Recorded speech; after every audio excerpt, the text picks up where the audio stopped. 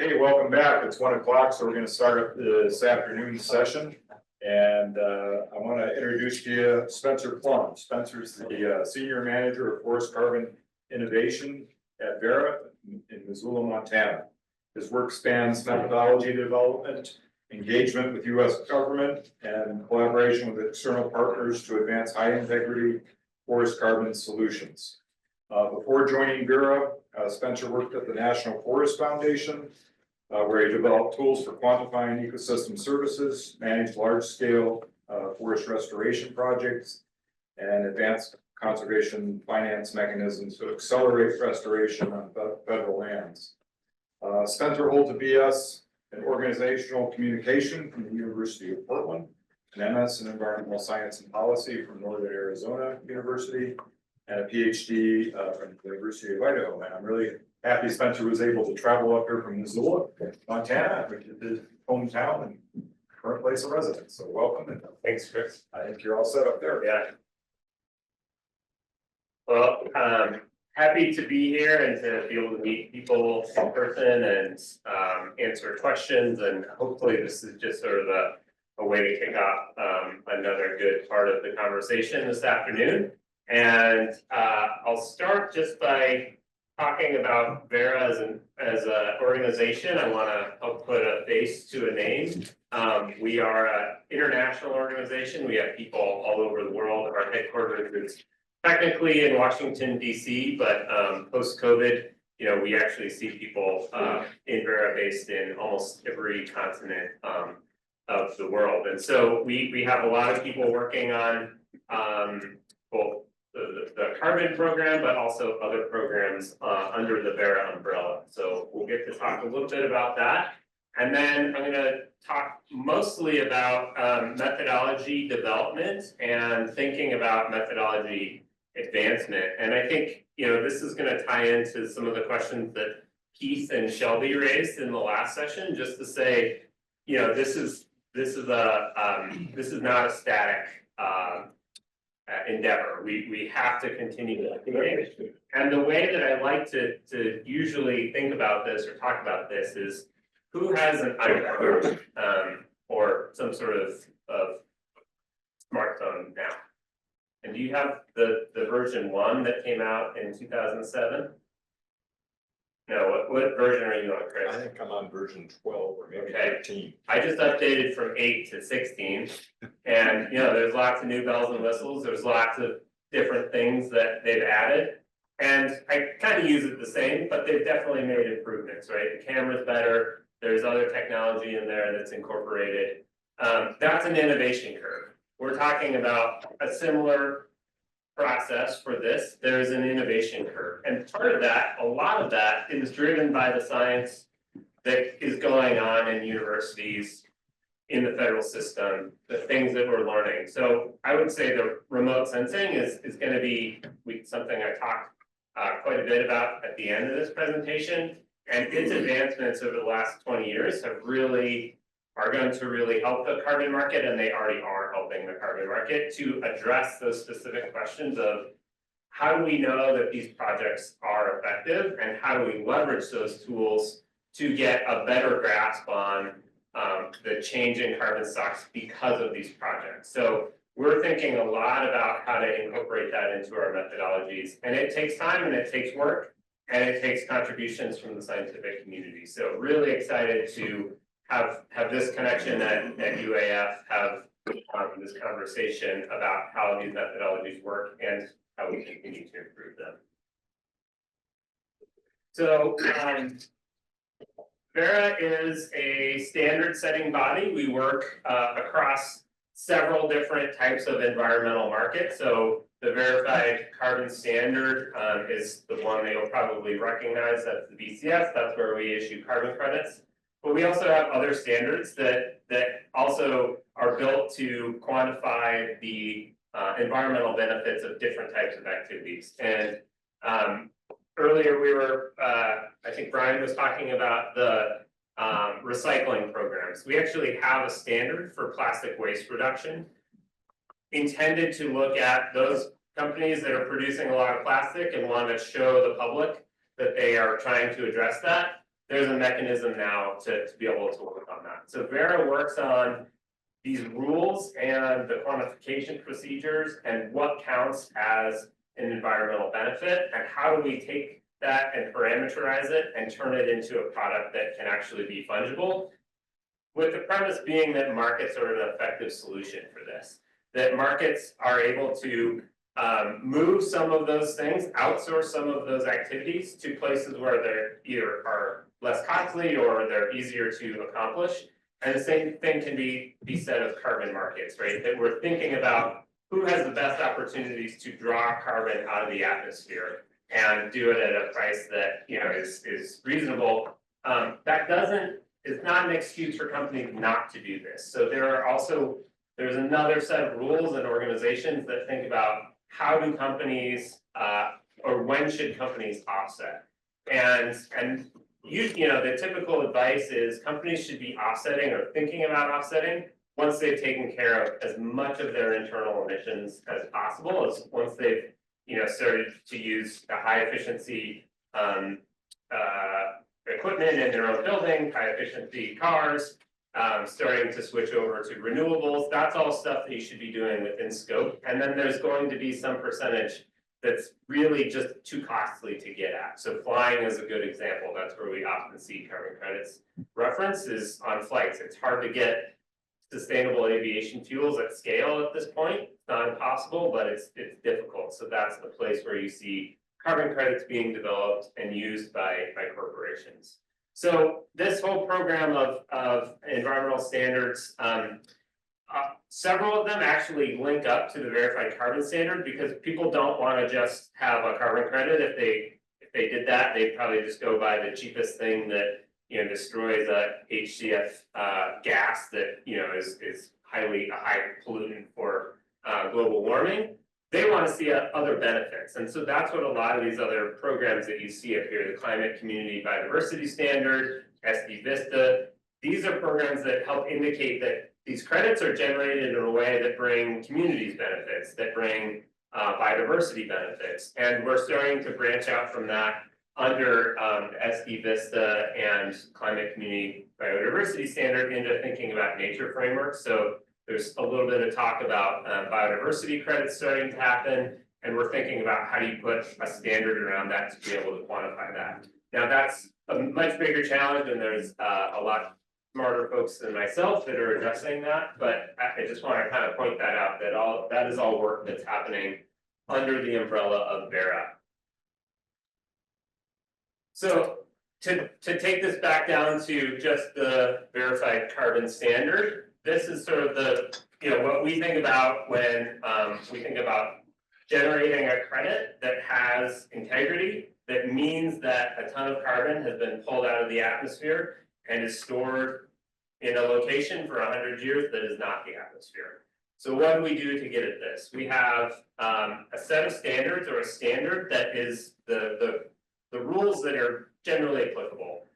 So the 100-year permanence is a good example of that. Rules around land ownership are also embedded in our standard. We want to make sure that somebody that says they're getting the carbon off of a project at least has the right to claim that carbon. So the standard is this document that's about 110 pages long, that has lots of rules about everything that every carbon project under Vera's umbrella, which is about 5,000, pushing 5,000 projects now, has to meet. We boil that down and create sort of sector-specific methodologies, these accounting methodologies, because the way you account for methane from cattle production and capturing that is not the same as you would, you know, do the accounting for forestry. So we need sort of these sector-specific accounting methodologies. Then we have this third-party independent auditing. So this is the validation verification bodies. And these are the entities that Brian was speaking about that go out and check their work, that say, yep, this project that used this methodology met all the criteria, and that when we go and do sampling, we get roughly the same numbers when we do our quantification. So that process is also happening every time a project is first registered, and then when they start issuing credits, they go through an independent accounting system. And then the registry system is really set up for transparency as well. So it helps ensure that double counting of credits isn't happening. So there's a public ledger of those credits and who owns the right to that credit and who has either retired or is just holding that credit until a point in time that they do retire it. It also has all the documentation of the project. So people can go and look at projects and say, okay, I want to learn more about this tree planting project. You can go and pull that information, its location with KML files, its accounting, and a whole host of other documentation about those projects. So I just want to emphasize that is, a big part of this transparency push. And again, we're thinking about, okay, maybe this first standard that we had maybe more minimal requirements wasn't enough. We're going to step that up. We're going to release a new version. We're almost on version 5 of the BCS standard. And so that's directionally the way we're headed. I'd say we do a standard refresh every 3 years, it seems like, and we're in the middle of one right now. And that goes through public comment process as well. So that's, I would say, the final thing is that this is all embedded in, we do this publicly. We try and get input from all over the world. We host 30-day public comment periods, and often we host multiple public comment periods for things like standard updates or methodologies, that you'll often see those come out initially upon release. And then if we're going to do an update, there's also going to be a public comment period to get that best input, that best scientific advice about how to do these things accurately and accountably. So I think this audience is probably familiar with, what we mean when we say a carbon credit. It's 1 ton of carbon dioxide equivalent removed or avoided from the atmosphere. And so that, that's, I think, important though in the forestry context to recognize that we deal with both. So removals is more like reforestation. You're pulling carbon dioxide out of the atmosphere. In the baseline scenario, you wouldn't expect there to be that removal happening. And then we also have the reduction side, which is if we're thinking about a forest that's, in this case, maybe not burning or not being harvested, we're avoiding some amount of emissions to the atmosphere. And the market has started to really say, we want to know the distinction between what's a removal and what's a reduction credit. And so we've started labeling these within the registry to say, okay, these are from this type of activity, and this would be a removal, and this would be a reduction credit. There is a price difference between removal and reduction credits. And some of that we think is good for the removal credits, but I would expect that over time that these two things start to level out. I mean, the thinking on, at least personally, I don't think the atmosphere cares, right? That I don't think if it's really happening, it doesn't care if that CO2 or methane isn't being released or if it's being pulled out, as long as it's not there. And so that's I think a key point in these markets as we start to see some bifurcation in pricing, is that removals and reduction credits have, it's been a focal point and there's a preference among buyers, but I think eventually as prices climb up, we will probably see that level out. So this is just, I think, a good look at the different project types that we develop methodologies around. Early on, these were developed primarily with third parties, so entities coming to us and saying, hey, we've got a really great idea for agriculture and how to store more carbon in the soil, or we're gonna do more manure management and work in the livestock sector. So there is this real flourish of methodologies. We saw lots of growth in the forest carbon methodology space. And now, and I think we manage 7 different forest carbon methodologies that don't include the reducing emissions from deforestation and degradation. That's its own sort of separate forest management track within Vera, and there's probably 7 of those types of methodologies. So we had this real proliferation. The market was emerging and new, and I think what we're seeing now is, these sectors are going to remain the same. There's probably more sectors that we could be thinking about adding and more technologies that we want to develop methodologies around.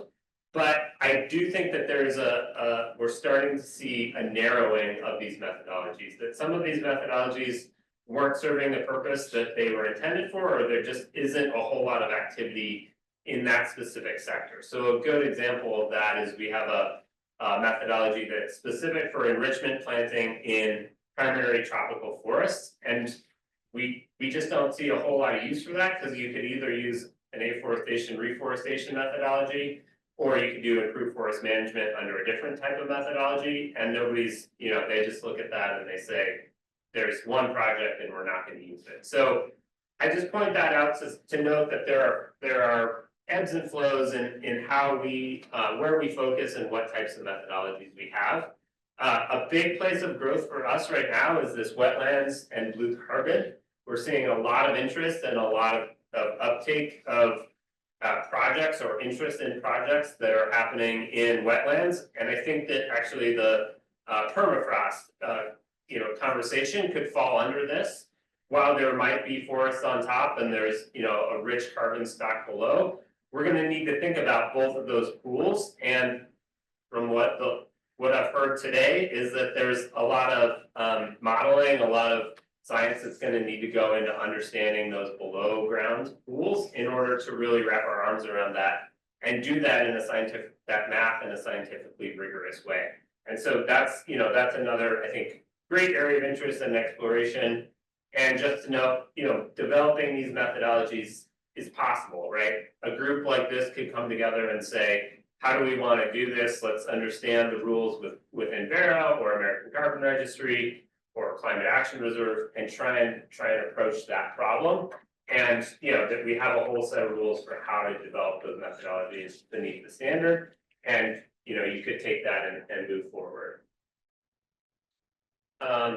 So to back up again, just a little bit, additionality, we've talked a little bit about this. This is just the concept of, and every methodology is going to have a test for this or a way to test this. Would this project have happened absence of the carbon finance that's available? So you can think about this in sort of three different realms. One is financial. Is there a financial incentive to take this activity? And if you're going to do it anyway because you're getting paid for it, you probably shouldn't be getting the carbon credit for that. So there's financial modeling, there's putting together what your revenue is with and without the carbon project, and that's part of the additionality test that you're going to have to pass. And so that's part of it. The other is regulatory. Are you required to do this? And I think regulatory additionality in Alaska's context is important because the state isn't, for state lands, they're not being required to enroll carbon projects, right? They're just saying it's allowable to do this. There's no mandate to do it. If there's ever a mandate to do that or to manage forests in a specific way for carbon, that might run up against this additionality question. And so, just something to keep in mind as states are getting involved.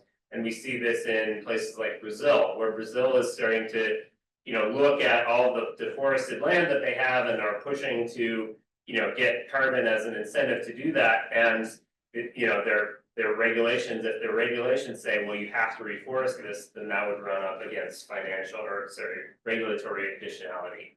The final form of additionality is common practice test. Are people doing this anyway because you're just at a point of the adoption curve where everybody's doing it? So we've seen that come up with like renewable energies, where we're seeing solar panels being adopted pretty widely in the US. You don't need the incentive to do it. The cost is low enough. People aren't afraid of it anymore. We're just doing it anyway. So that's going to all be baked into the specific methodology you're using. The baseline setting is, I think of it as very much related. It's not, does this project happen? It's how much of, or how many carbon emissions or carbon removals are associated if we don't do anything. If this project doesn't happen, what happens quantitatively with carbon emissions? And so that's really what we're trying to get at with the baseline. That can be either projected using models and a forecast and saying, given the information that we have right here, right now, what do we expect the next 10 or 20 years to be? And I think it's important to note that the methodologies also specify the cadence that that baseline is updated on. So it could be a 10-year baseline, and then in 10 years, you have to redo that baseline to say, okay, we know things will have changed. The market for wood will have changed, so we need to reassess the baseline. We're also now moving towards dynamic baselines, where you can leverage remote sensing technologies to say, we can actually take a snapshot of the project or get quantification of the project in real time, and we can look at a baseline that's representative. And how do we build representative baselines so that we can track what's happening on a landscape? And this is particularly used in forestry, where we can use that remote sensing to say, okay, we can see those changes of above ground carbon stocks and get a better grasp of that as sort of business as usual. It does, you know, we wouldn't have had a carbon project in those places, and we can make that comparison. Leakage, we talked a little bit about this earlier this morning. So leakage is just this concept of, if I do a carbon project here and it's a conservation project and we're not logging, is someone else going to go and log because there's less wood on the market? Is it shifting that activity somewhere else? And then there's also leakage that's, what are the emissions and other things that having this project in place is driving?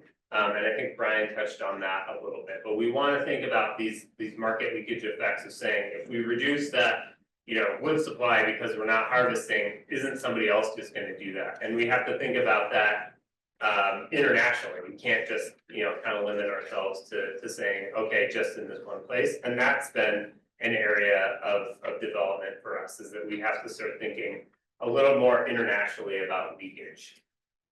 And then quantification of greenhouse gases and uncertainty. So just the rules around, you know, measurement, sample bias, and then modeling bias. So we need to have a way to either penalize or say, no, there's probably very little effect of uncertainty. Most projects have some sort of, you know, if you're doing measurement and sampling, there's going to be some uncertainty penalty, and that's specified in the methodology.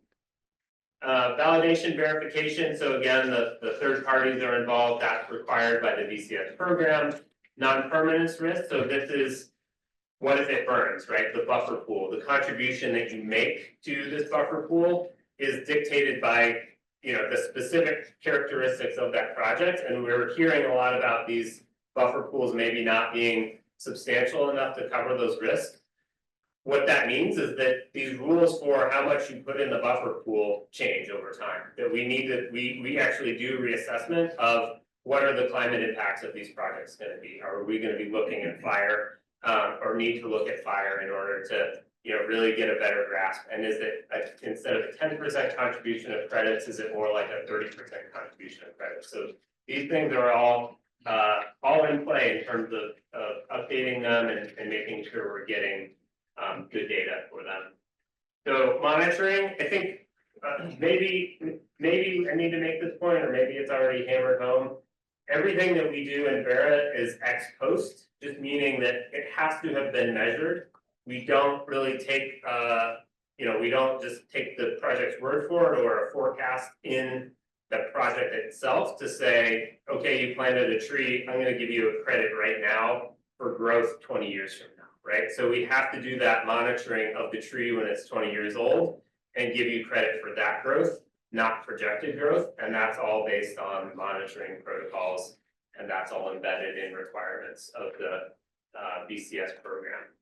And then safeguards. So this is for communities, biodiversity, you know, other entities that are involved. Like we want to make sure these projects aren't causing some other externality, right? That they're doing good in the world in addition to the carbon that they're storing and not causing other problems. So that's, you know, one of the rules we have around forestry is that you're not displacing some other type of forest, or that you're not, you know, displacing some sort of grassland, native grassland. If it's degraded and you can demonstrate that, okay, there's probably a place for that project. But if you're going in and you're just, you know, wiping out some sort of ecosystem to plant trees, that's probably not a great use. So we have safeguards in the standard to be able to check that. And Vera and the the third-party validation verification bodies are gonna look at that and say, okay, is this project meeting these requirements? So now if we get just a little bit more granular on forestry, I want to just talk a little bit about this demand side and what we're seeing on improved forest management and ARR projects. Just in the last year, this shift towards removal credits is sort of, we finally have some numbers to kind of put on what the demand is, and we're starting to see these advanced market commitments where, you know, we're seeing groups come out and say, we've got, you know, we expect to put out $1 billion worth of or have $1 billion worth of demand. And that's just one entity, the Symbiosis Coalition, that is made up of mostly of tech buyers. We think that there's, you know, this is just, again, a drop in the bucket. It's not everybody, but it's a really good indication that there's growing interest. Yes, there have been ups and downs in the market. We've hopefully made it through sort of one of the more serious down periods, and we're coming back, and there's continued interest in these credits. And then the other signal for us for that is that under our new afforestation reforestation methodology that we put out last year, we have 75, I think it was 80 projects actually when I just looked yesterday. So we're getting more projects enrolled. This is that's a lot of projects to be enrolled in a single year. I think before that it was, you know, 10 years was sort of the high watermark for us for an ARR project. So using these new methodologies, these new tools, refreshing and updating our ways of approaching this is helping instill greater confidence in these methodologies. Quick overview of our IFM methodologies.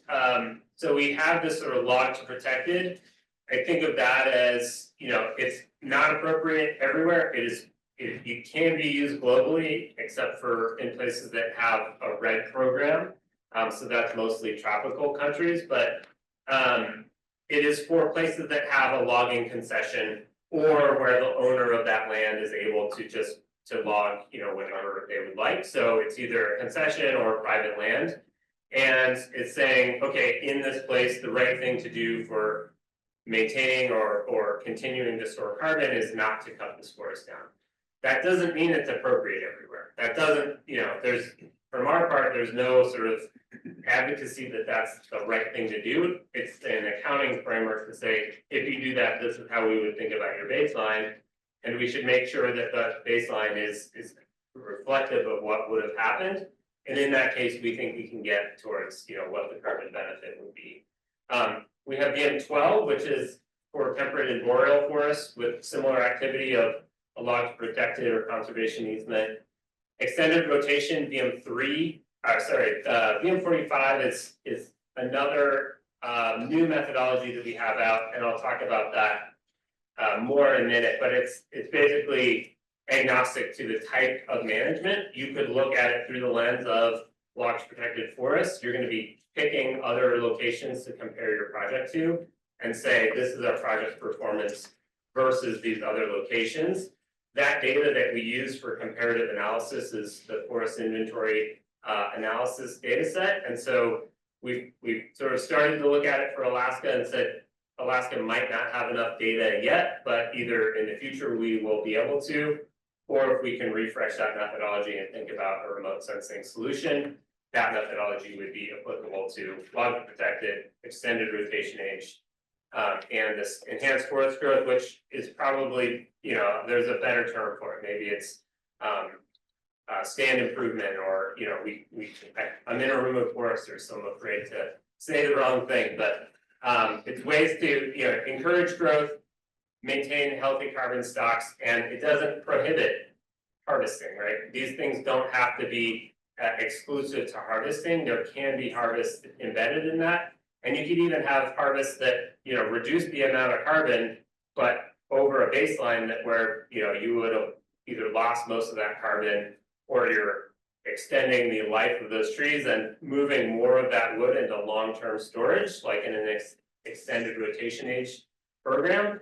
Then that's, you know, we're going to account for that difference in the outcome of what happens to that wood, and there may be a benefit there. So I think the takeaway here is We don't necessarily exclude harvest in all of these IFM methodology types.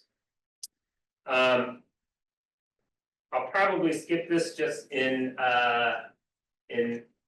for time, but I want to show this slide, which is basically projected baselines where we take a certain, we create a baseline at the beginning of the project and we say, this is what we expect to happen.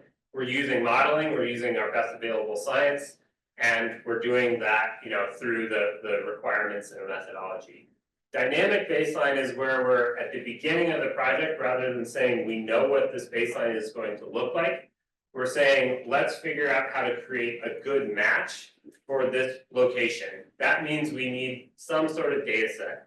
Forest inventory analysis is a good data set for that, but it's not the only data set. We're starting again to look at remote sensing and say, okay, how do we look at this landscape and say, what are good comparisons between our projects and another location? And what we're finding is that it's actually, there's ways to do this filtering to figure out what are other good comparative locations. And this really draws on experimental design, right? We can't do a true experiment because you can't replicate this piece of land twice and say, okay, we're going to do a project in one and we're not going to do it in the other.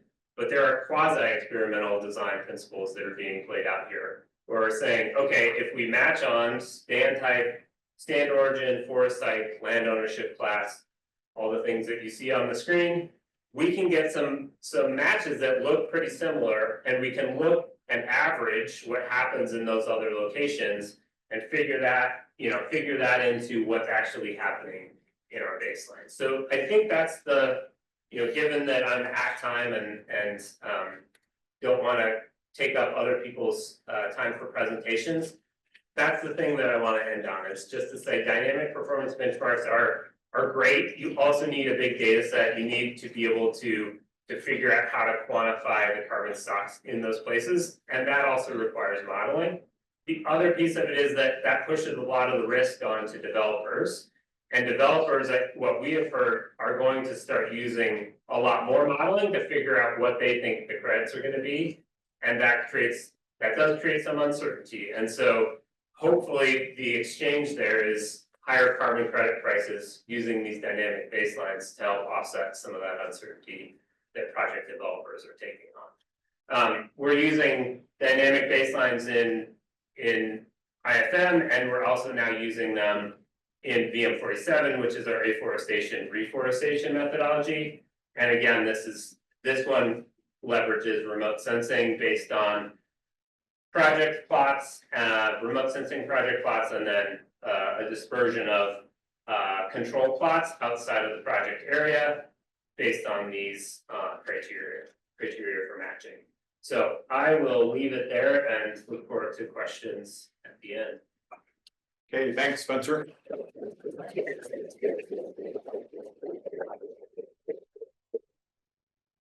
See, next up is. It's your book, Spencer? Yeah. Thanks again.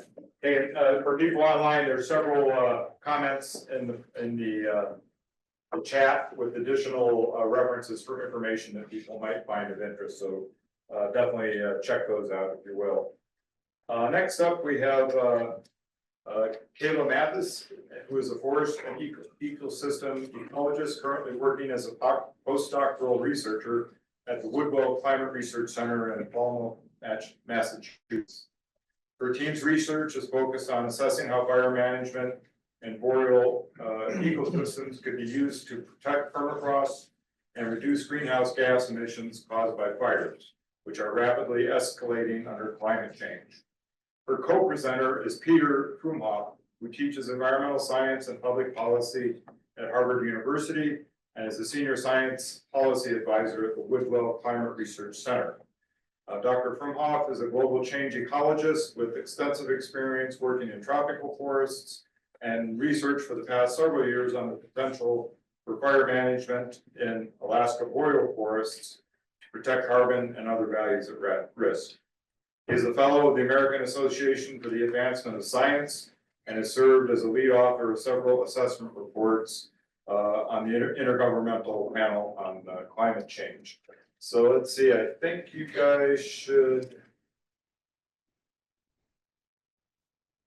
be able to share your screens. Kayla, are you able to? I see you there. Yeah, let me check real fast. Yes, I'm on. Okay.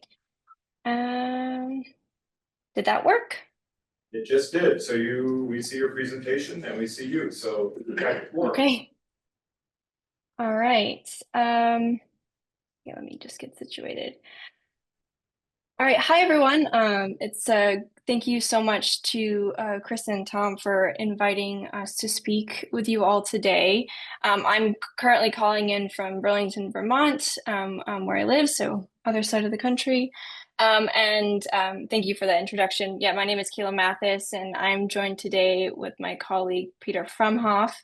And we're scientists at the Woodwell Climate Research Center, which is a nonprofit based in Falmouth, Massachusetts, working towards equitable and science-driven climate solution.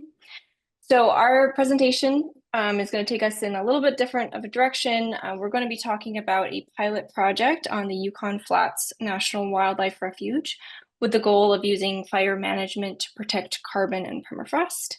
So I'm going to start us out with some science background on wildfire and carbon emissions and discuss the pilot project and our role as researchers in kind of understanding the outcomes of this project. And then I'm going to pass to Peter, who will discuss ways we've been thinking about the financing of this work, our work in advocating for more resources for fire management, and finally some thoughts on this work in the context of the carbon market. No, hold on. There we go. So here we have some headlines from the past 4 years documenting the record-breaking wildfire seasons we've seen across the global Arctic and boreal domain.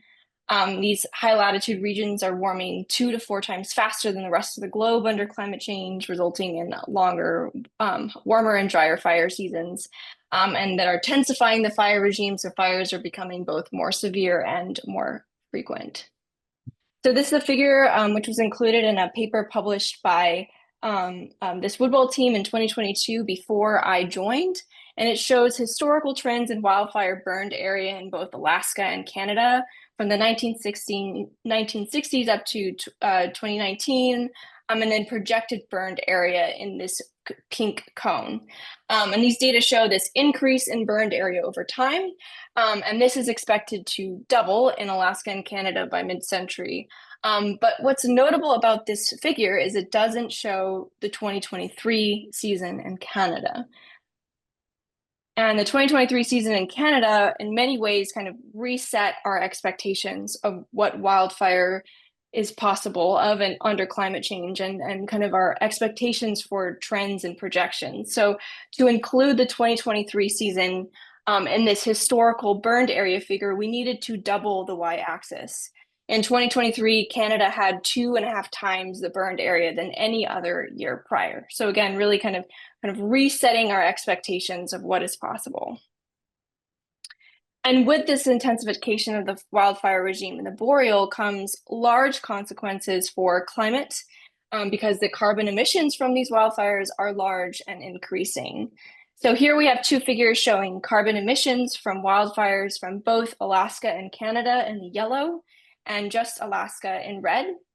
And then the pink cone again is showing projected emissions into the future. So the figure on the left is showing gross carbon emissions, all of the combustion that's being released from these fires, and the figure on the right is showing the net carbon emissions, so accounting for the post-fire regrowth of these ecosystems following fire. And even when you account for this regrowth, we're seeing these boreal ecosystems increasingly becoming stronger carbon sources because of increasing fires. So to just give some points of reference for these numbers, so these figures are both in gigatons of CO2 per year. And California, if it was its own country, would be the 5th largest economy in the world. And its annual emissions are about 0.37 gigatons of CO2. which would fall right in the middle of this pink cone of projected net wildfire emissions from Canada and Alaska out to mid-century. So really, really large. And but the big caveat here is that these numbers are also conservative because they first do not include this 2023 season in Canada, and second, they are just emissions from combustion and not accounting for carbon emissions from post-fire permafrost thaw. And permafrost soils store about twice the amount of carbon as it's in the Earth's atmosphere, and wildfires can induce permafrost thaw by exposing subsurface layers, altering soil thermal regimes, and leading to landscape collapses and huge hydrological changes, which is captured here on this photo on the left. And all of which can result in the short and long-term release of this ancient permafrost carbon. So in the Alaska context, there's a considerable amount of Yedema permafrost, and the map on the right roughly shows the distribution of Yedema permafrost across Alaska. And Yedema covers a relatively small area of the permafrost domain globally, but contains a quarter of all permafrost carbon. So Yedema is a type of permafrost that is old, is deep, and is carbon and ice rich from the Pleistocene age. And it's makes it particularly vulnerable to post-fire thaw and highly consequential from a climate perspective. So the question is, now entering the solution space, is where do we go from here? What are some solutions to this issue of escalating carbon emissions from wildfire that could work in tandem with the absolutely necessary deep reductions in fossil fuel emissions? So for the past several years, our growing team and a growing coalition of land managers, fire scientists, and community leaders have been exploring the idea of using fire suppression in Alaska to protect carbon and permafrost from fires that go beyond historical levels on the landscape. And a paper published by a former postdoc on the team provided evidence that fire management has the potential of being a cost-effective climate mitigation strategy. And specifically, this paper, again published in 2022, found that fire management is effective at controlling the fire size and therefore resulting carbon emissions. And following an analysis of historical fires in Alaska, found that it, on average, costs about $13 to avoid 1 ton of CO2 emissions from wildfires. But notably, these estimates are also conservative because they don't include this post-fire permafrost thaw that I described could be highly consequential from a climate perspective. But this foundational research directly inspired a historic pilot project on the Yukon Flats National Wildlife Refuge led by the Fish and Wildlife Service. And I say historic because this represents the first time that US fire management policy will prioritize the protection of carbon and permafrost with early action fire suppression. So in March of 2023, the Fish and Wildlife Service enhanced the fire management option of 1.6 million acres of Yedema permafrost land within the refuge. So on this map, we have our outline of the refuge in interior Alaska.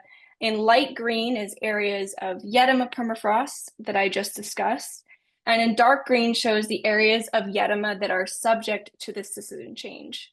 So these acres of land were moved from what is called limited into modified fire management option. And limited is land that is typically only monitored, and modified represents lands that can be subject to suppression action if values at risk are threatened. So it should be noted that these fires would never be prioritized over fires that threaten lives or property. Additionally, only fires that have the potential of being suppressed within 72 hours would be staffed in action. And this is to ensure that not too many resources would be spent on these fires. So here's where our Woodwell team comes in. So our goal over the next few years is to execute this shared research objective with the Fish and Wildlife Service to estimate avoided carbon emissions from targeted fire suppression on the Yukon Flats and quantify its cost effectiveness as a climate mitigation strategy. So our main goal is to carry out these objectives within the pilot project, but fires are not necessarily going to occur in this designation every year. So to continue and augment this work, as well as consider the broader applicability of this type of management strategy, we're building out a historical fire data set that draws from fires across the state of Alaska and regions also underlain with Yedema permafrost. And the purple dots show the distribution of this historical data set. The goal here is to select fires that are similar to fires that would occur within the newly protected area on the flats, both in terms of ecosystem characteristics, as well as how these fires were managed. So to just briefly walk you through this, our research framework that we're using, our first big picture question we're asking is, how big would these fires have been without suppression? So this work is being done with support and expertise from colleagues at the Fish and Wildlife and the Alaska Fire Science Consortium. They're using FS Pro, which is a retrospective fire spread model to quantify counterfactual fire spread. So estimating, how big would these fires have gotten had suppression action not occurred. And with these counterfactual burned areas or fire spreads, we're then going to ask how much carbon was protected or how much carbon would have been lost had these fires not been suppressed.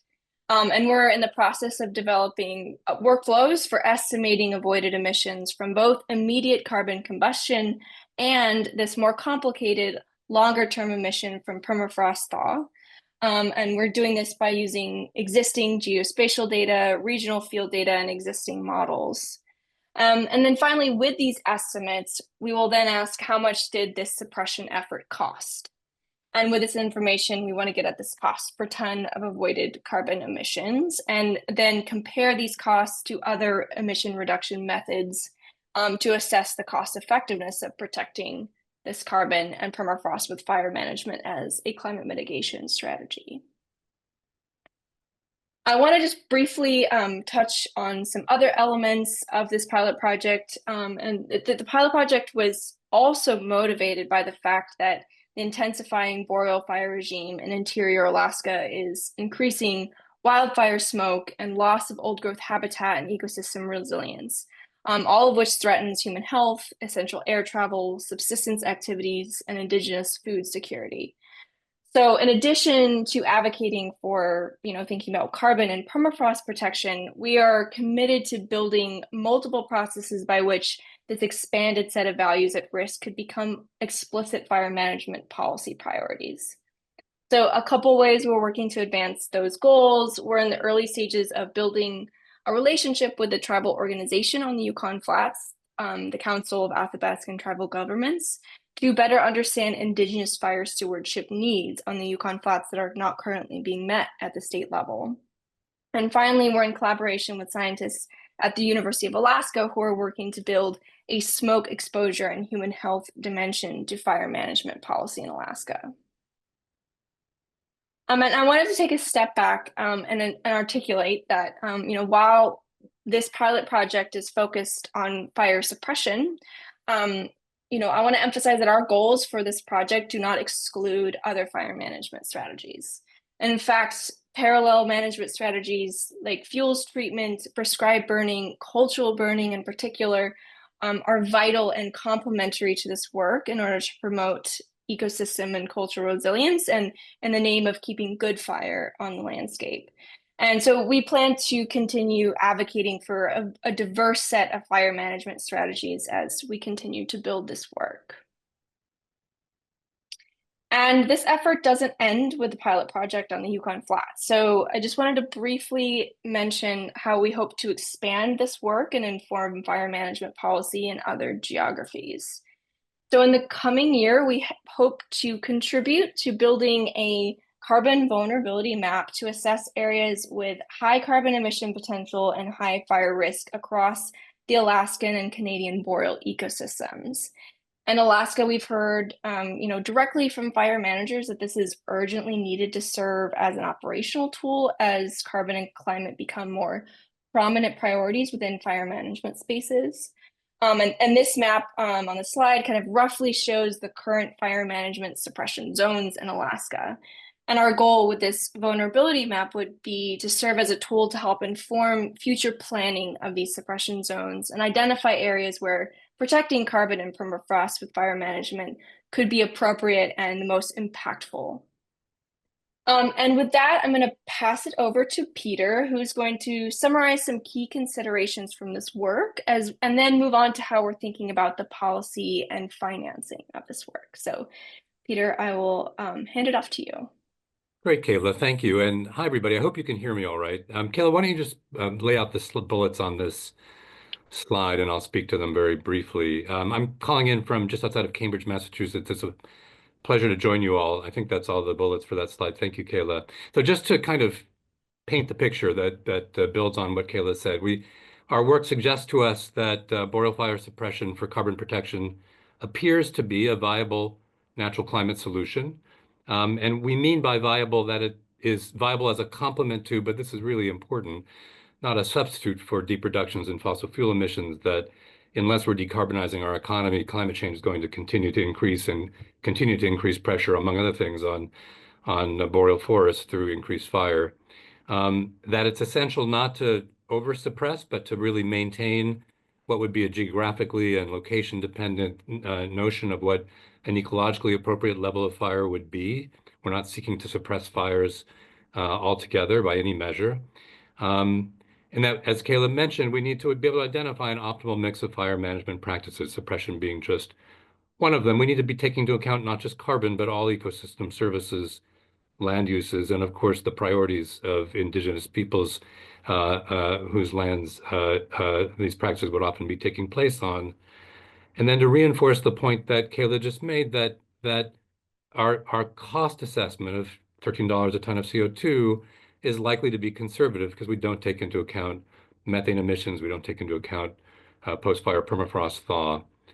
But importantly, and this is maybe a segue to the conversation that's the focus of this meeting, cost-effective, it doesn't mean inexpensive. Fire suppression, really any major fire management activity expanded beyond current activities is going to require significant additional resources. And the question then becomes, where might these resources come from? Next slide.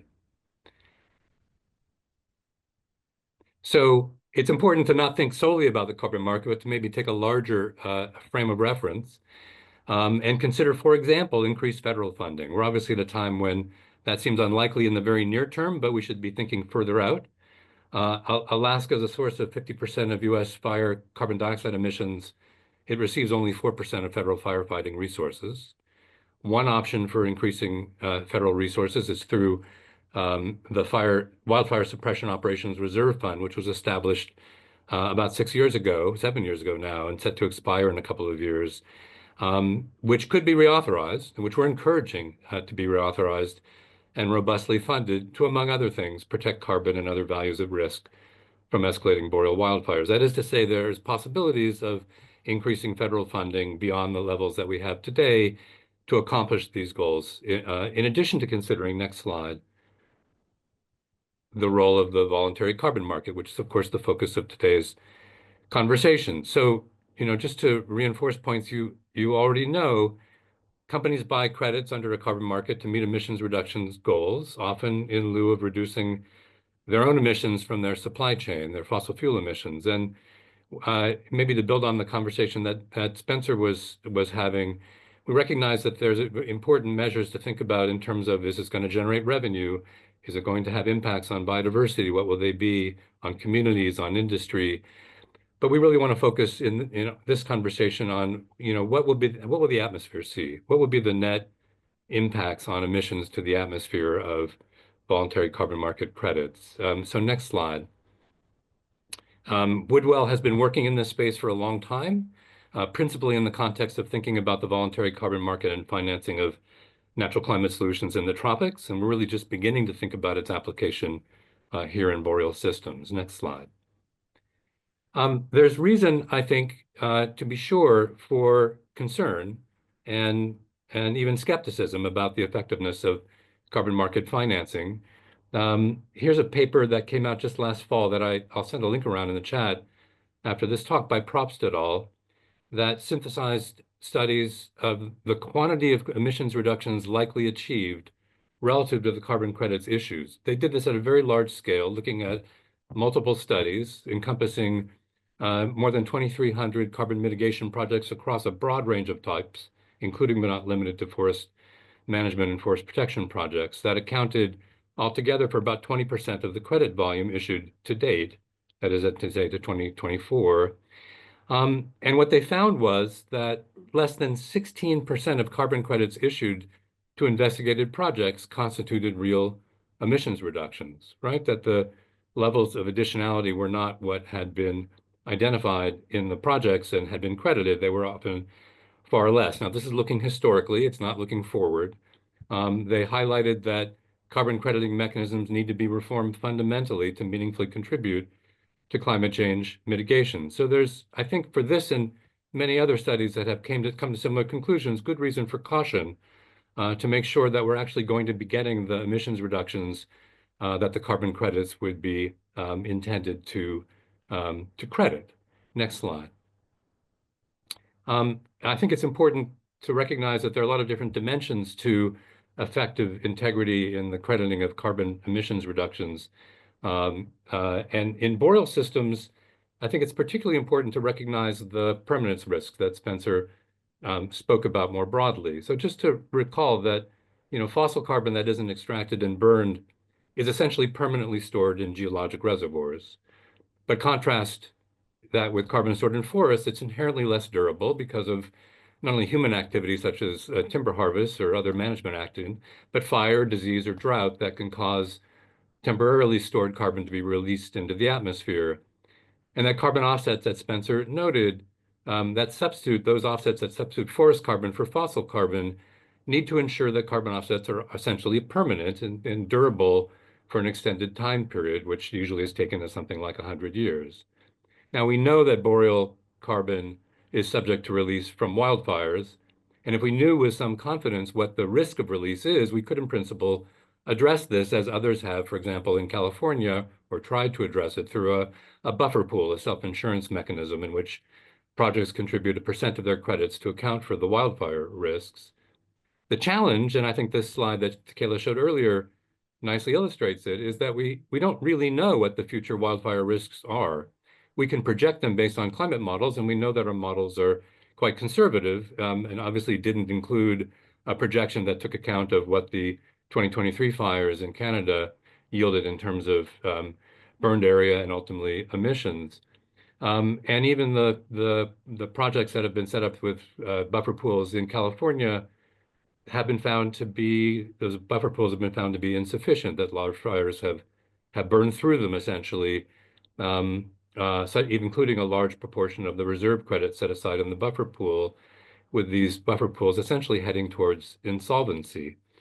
So it's important to get this right. It's important to not underestimate the rate of future fire and forest emissions, even as we work to limit them, and to recognize that our models are not only imperfect, but often quite underestimating of what future risks are. And that's a challenge in thinking about how to take account of permanence risks, not just in fire suppression projects, but in forest management projects in the boreal system more broadly. Next slide. So to wrap up, let me make a couple of points. One is, if we wanted to ask, can the voluntary carbon market funding to protect boreal carbon achieve real emissions reductions? This is not a comment at all on the work of Vera, but it clearly would require robust, transparent, conservative carbon accounting standards and practices, including to address permanent risks. And I think, without knowing the specifics of what the proposed methodologies are that are now being proposed to be used in Alaska, it's just really important that we take account of these risks quite carefully and not underestimate them, and do so in a transparent and robust way. And in addition to making sure that the carbon accounting standards and practices are robust, let me turn to one other point that I think is also important to make in this context. So next slide. This is another way of looking at it is also in terms of the buyers of voluntary carbon credits, the companies, often the companies that are buying carbon credits, and what role they play in making sure that the integrity of the carbon market is ensured. So this is from 2023, the top 25 buyers of voluntary carbon credits by volume. And again, as Spencer noted, there are a lot of different ways in which companies are buying carbon credits under different conditions. Some of them, like Delta Airlines, they're here at the top, the largest buyer, are doing so because jet fuel is very hard to abate. So it makes sense to seek other methods to reduce emissions because you can't directly reduce emissions from jet fuel with current technologies and approaches. There are other companies on this list who are deeply reducing their emissions from their supply chain. They're decarbonizing their emissions. And in addition to doing that, they're also buying carbon credits to reduce emissions from forests while making decarbonization of their own supply chain a high priority. And then there are companies on this list, which I won't name, but they belong in the fossil fuel sector, some of which are not reducing their own emissions in their supply chain, but that are buying carbon credits and getting credit for them, not only actual carbon credits, but public relations credits for those reductions while making no effort to reduce their emissions from their own supply chain, and indeed in many cases are increasing their exploitation of oil and gas and continuing to increase their own supply chain emissions. So I would just add to the criteria for the conditions under which voluntary carbon markets can meaningfully reduce emissions and help address climate change, next slide, that we limit the sale of carbon credits to companies that are committed to deep decarbonization of their own supply chain. And these two sets of criteria taken together and robustly held and enforced, I think can provide one real vehicle for the carbon market, the voluntary carbon market, to play an important role, a complementary role in reducing emissions from the boreal system. So with that, thank you. Next slide, and we look forward to questions in the broader panel. Okay, thanks very much.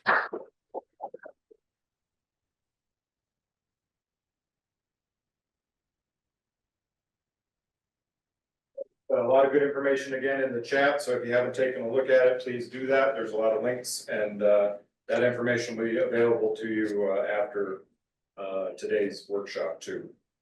Our next speaker is David Price, and David is the manager of forest planning and operations for the Michigan Department of Natural Resources, the Forest Resources Division. He is responsible for several state forest management programs and functions, including forest inventory, timber sales, forest management, planning, land use, utilization and marketing, biodiversity conservation, silviculture, the Good Neighbor Authority, and forest certification. David holds a BS degree in computer science from the U.S. Naval Academy and an MS degree in forestry from Michigan State University.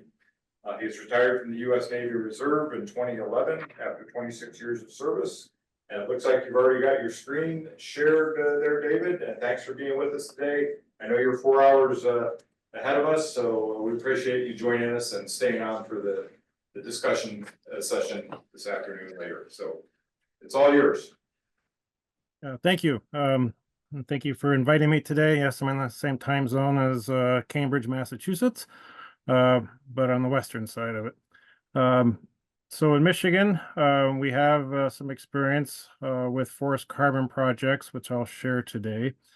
Our forested base in Michigan is 20 million acres, of which we manage 4 million acres in the state forest. Of course, that pales in comparison to the vast forest acreage in Alaska. But there are some commonalities, whereas you are at the northern extent of boreal forest, we are at the southern extent. So we have that in common, at least moving forward. I'm going to just launch right into my presentation. Why is Michigan DNR even involved with carbon projects? We are not legislatively mandated to do so. As the gentleman from Spencer from Vera Carbon talked about, some of these requirements for additionality. So it's not one of the things that we're required to do. But we do have several things related from our governor and our legislature recently that speak to this. So Governor Whitmer, after she took office in 2019, did issue an executive directive advancing the goals of the Paris Climate Agreement and set a benchmark, or a goal, I should say, to reduce greenhouse gas emissions by 2025 to 26, 28% below levels, as you can read there. And she also asked state departments to look to see what they could do to accelerate efforts that we can undertake to contribute toward decarbonization in Michigan, promoting clean energy.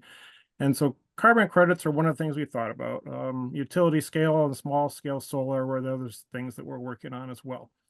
The governor upped the game as far as the goals for reducing carbon in Michigan. In 2020, she issued another executive directive, essentially stating a goal for statewide carbon neutrality no later than 2050, and then changed the benchmark a little bit as far as the reduction. And then last year in our legislative session, well, 2 years ago, 2023, our legislature passed and the governor signed a renewable energy standard, which requires our utilities who provide electricity to our state to be 100% clean energy by 2040. And that is quite significant, and that's a major driver with what's going on in Michigan. So we decided to dip our toe into the water in 2020, just when COVID was getting started, to explore the possibility of selling carbon credits on public lands. We were the first public agency to venture into this, so much so that the system we use with American Carbon Registry had to actually adopt some of their documentation for a public agency versus a private agency. But we did issue a request for proposals. We received some bids from 3 very qualified entities that provide carbon developing and brokerage services, the Climate Trust, EP Carbon, and then Blue Source, now known as A New Climate. We chose Blue Source as the best value to the state, and we entered into a contract with them in 2020 to develop a pilot carbon project on state lands. What's kind of different in our contract and the way we put this together in our request for proposals was it's a no-cost contract. So we did not pay Blue Source to develop this first pilot project. All the cost for developing a project, a viable project, marketing it, selling it was all on Blue Source. And if they didn't do that, they didn't get paid. So that was the way we went about it, because we had seen other examples of other entities that had paid a company to do a feasibility analysis for carbon, which never came to be, and they had to pay someone else to do it. So we did not want to do that. So that's worked out quite well, and we have pretty good relationship with Blue Source. I meet with them quarterly at this point. As part of the RFP, we did specify we wanted to use American Carbon Registry. We had some discussions with Nature Conservancy in Michigan, who was just beginning to explore carbon markets as well. They used the California Air Resource Board Exchange for their first couple of projects, but the recommendation from them and from Blue Source was to focus on ACR. No slight intended toward Vera, but that's the one that we decided to go with. And we use the ACR improved forest management methodology for non-federal U.S. forest lands. And the key there that it's focused on managed lands. It addresses some of our most important carbon pools that we track: the above ground, live, above ground standing deadwood, below ground as well, and harvested wood products, which is important for us because we supply about 20% of all the timber to our forest products industry here in Michigan off of state forest lands. Of course, if you heard before, leakage and reversals are something that are accounted for in this registry as well. The project lengths here are 40 years, and we'll get into more of the periodicity for that later. Before I launch into our projects, it was kind of surprising what is actually happening in Michigan regarding carbon offset projects, forest carbon offset projects. It's much more expansive than I even knew about. When we first started looking into this in 2020, I had not realized there were a number of projects already in place in Michigan going back to 2013. So you can see our projects here are in green. This is our Big Wild project, and our second project, our Wolverine Copper Country project. Total, about 127,000 acres. So we and Hancock Timber are the two biggest players in Michigan. But what's interesting in looking at this is that initially the focus was on that California Air Resource Board for the registry. And since then, it's really focused or shifted toward American Carbon Registry. And the number of entities that are involved in carbon across a pretty wide spectrum of forest ownerships in Michigan. So we're obviously a public agency, Michigan DNR, but others like these highlighted in blues are industrial forest lands that are part of our commercial forest program. So Hancock Timber, Multus, TRG, these names probably don't mean anything to you folks in Alaska. But other ones that are of interest are Nature Conservancy. So they have 4 projects in Michigan, and they're all reserves. They're not preserves. So these are managed forest lands as well. And then we have other entities like some of our big clubs that own large acreages in Michigan. You'll see those listed here as well. But what's interesting, however, as well is if you look at the total, pushing 300,000 acres, or 800,000 acres here in Michigan, which of course, in the grand scheme of things, Alaska is a very small number. It's still 2% of all of our forest land, which is quite a significant number if you think of it just in that context. So our projects, we have 2 of them. The first was a demonstration project. That was the Big Wild Forest Carbon Project. It's about 100,000 acres. That was listed with ACR in 2020.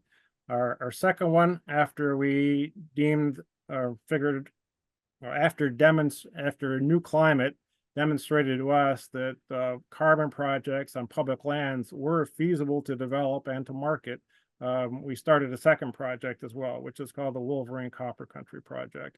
It's slightly larger at about 126,000 acres, and it was listed with ACR in 2021. So, all told, those are like 220 something thousand acres, maybe about 5% of our ownership in carbon projects. And at this point, we probably don't anticipate any additional new projects, although we are in the process of acquiring additional lands in these project areas, which would add to the projects rather than starting new projects. So the Big Wild project, one thing I want to point out here that we focused on in selecting the areas for our carbon projects is many buyers are interested not only in carbon sequestration itself, but many also are interested in a story behind the carbon, or you could call it charismatic carbon. So, this Pigeon River country area has a long history in Michigan, going back to one of our earliest conservationists. Ernest Hemingway wrote of the forest that's part of this carbon project in his books, the Nick Adams stories. It's the heart of our elk range. It has premier cold water trout streams a part of it, and it's like in the northern lower peninsula. This is where we're talking about right here. See this little red dot. It's our largest contiguous block of forest land in the northern lower, and what otherwise is a somewhat fragmented landscape even in northern Michigan. So, so as you think about a carbon project, you don't just think in terms of other factors that you may think are important, like the type of forest land or how you're managing it currently, but think about as well if there's a story behind the area. Very often that helps with marketing. So our management strategy for the Big Wild is shifting. As we were entering into carbon projects, we were also in the process of modeling and writing a new forest management plan. We're required to have a new forest management plan by statute every 10 years, and it's also required as part of forest certification. Our forests are dual certified since 2005 under both Forest Stewardship Council and Sustainable Forestry Initiative. And so we have some fairly robust requirements for planning, which I'll touch on later because I think that's important. But some of the changes that we are making here is actually a slight increase in harvest levels within the Pigeon River. Now, it's a relatively small management unit. It's our smallest one. And we're increasing it by about 3,400 acres and harvesting over the decade. So it's not a huge increase overall in the context of our entire state forest management, but it just goes to say that you don't have to reduce necessarily your timber management. What you do need to do is probably shift how you're managing the forest, the silviculture that you're applying to it. So one of the changes that we're making system-wide, but also here in the Pigeon River country, is a shift toward natural pine management, natural regeneration, and growing some of the trees to their biological age. And this is consistent with another plan that was developed for the Pigeon River specifically, going back several decades ago. And we're just now being able to put that actually through a model and into practice in a forest management plan. We are looking to increase stocking across all the northern hardwood basal area classes in the Pigeon River country. We're fortunate not to have to deal with things like mountain pine beetle, but we do have some other significant invasive species that have caused some significant mortality and initiated salvage harvest for ash and for American beech. We are where emerald ash borer got its start in the continental United States, which is now spread quite widely across the eastern U.S., but it hit us first. And we also have a disease that's causing a significant mortality of our beech population as well. And so these forests need to grow in that regard. So we're increasing the stocking over the next decade. And I'll have some graphs that can kind of show the impact of those two invasive species alone upon our forest resources. The other thing we're doing is incorporating new age class tails for our even aged management forest types. And this is significant because I'll show you an example of what I'm talking about here. It basically is extending rotation ages and growing larger trees for a longer period of time. So this is a good example of the goals for the Wolverine moraines, of which part of that management area is in the pigeon and part of it is in our second carbon project.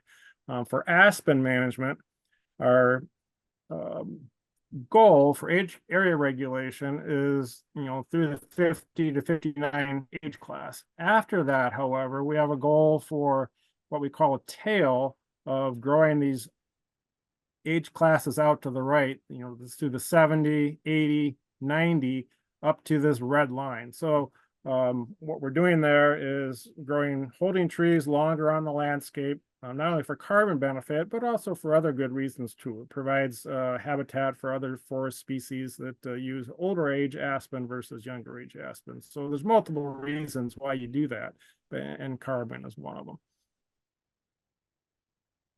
The second, or I should say, before I move on to the second project, what are the results from our Big Weld project? So the first 10 years of all the credits generated by this project have been purchased by DTE Energy. DTE Energy is one of our two major utilities in Michigan, the other being Consumers Energy.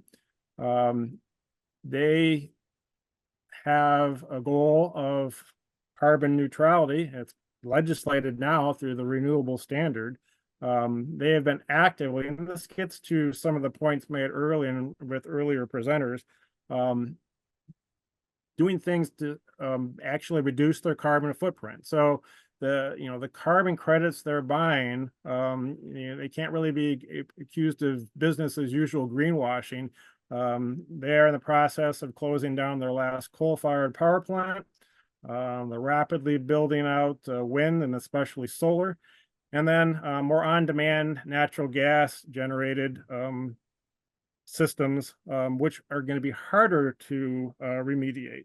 Now, carbon capture from those is possible, and there's some pilot projects to start to do that in Michigan. We have geological formations where that carbon can be sequestered into geological formations. But that's a long game. And as utilities like DTE try to decarbonize, the easy fruit is closing your coal plants, expanding nuclear, expanding solar, wind. But as you get close to 100%, it gets harder and harder. And this is where carbon offset credits come into play. So the credits that DTE Energy purchased are offsetting their commercial natural gas program.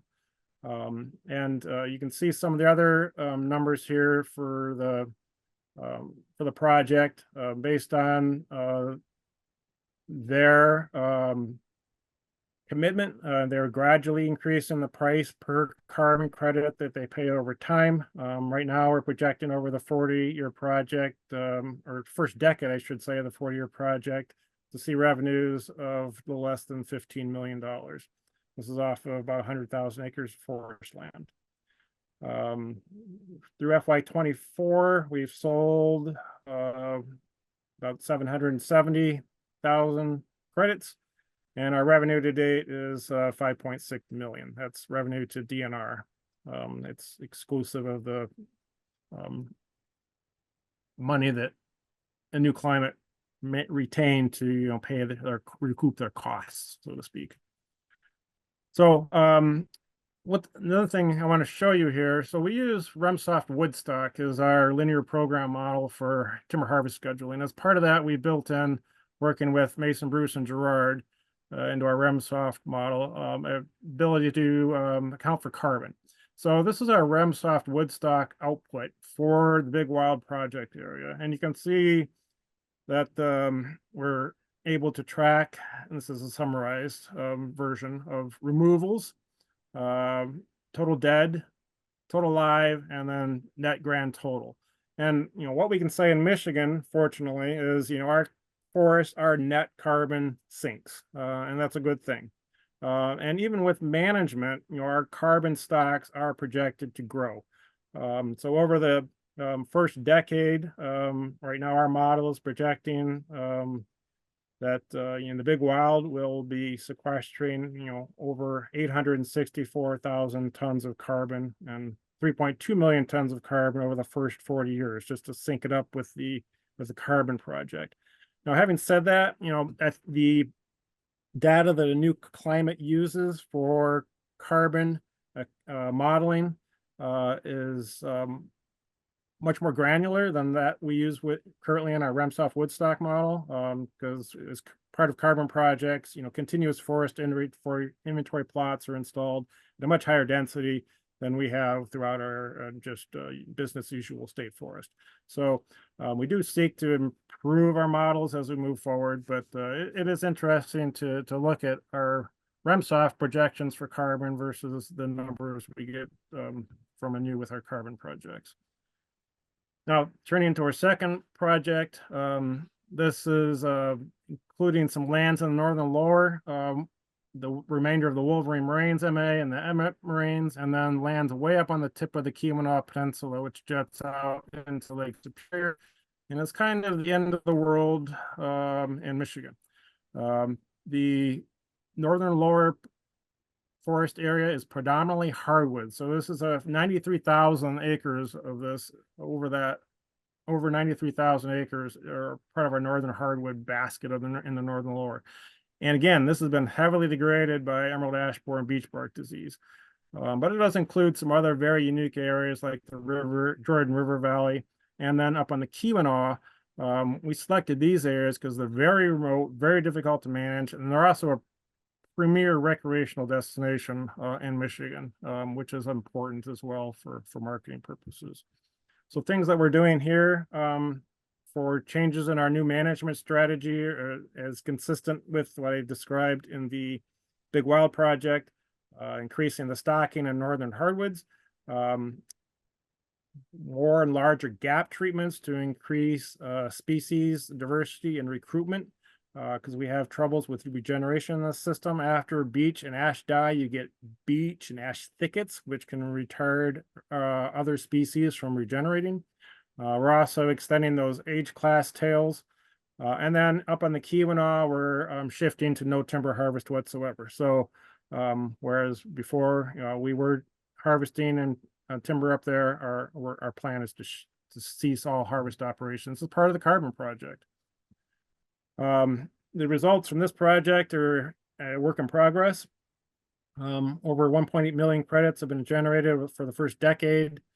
ACR, or a new climate, through ACR is issued a little over 569,000 credits, but after more than 1 year of marketing, we don't have a buyer in this project yet. And I'll discuss, why that's is kind of happening a bit on in my presentation here. Now here are Woodstock model outputs for carbon in the Wolverine Copper project area. What you notice here for the total live is a decrease actually in the first decade. I should point out earlier that in the graph at the bottom on the x-axis, this is decades. We model out 150 years with our Woodstock model. This is a result of emerald ash borer and beech bark disease. Now, that's the downside. The upside is that we are trying to capture that as part of removed forest products. But overall, over the first decade, there's net carbon in this project area is essentially flat, which may be contributing towards some of the challenges of marketing, perhaps.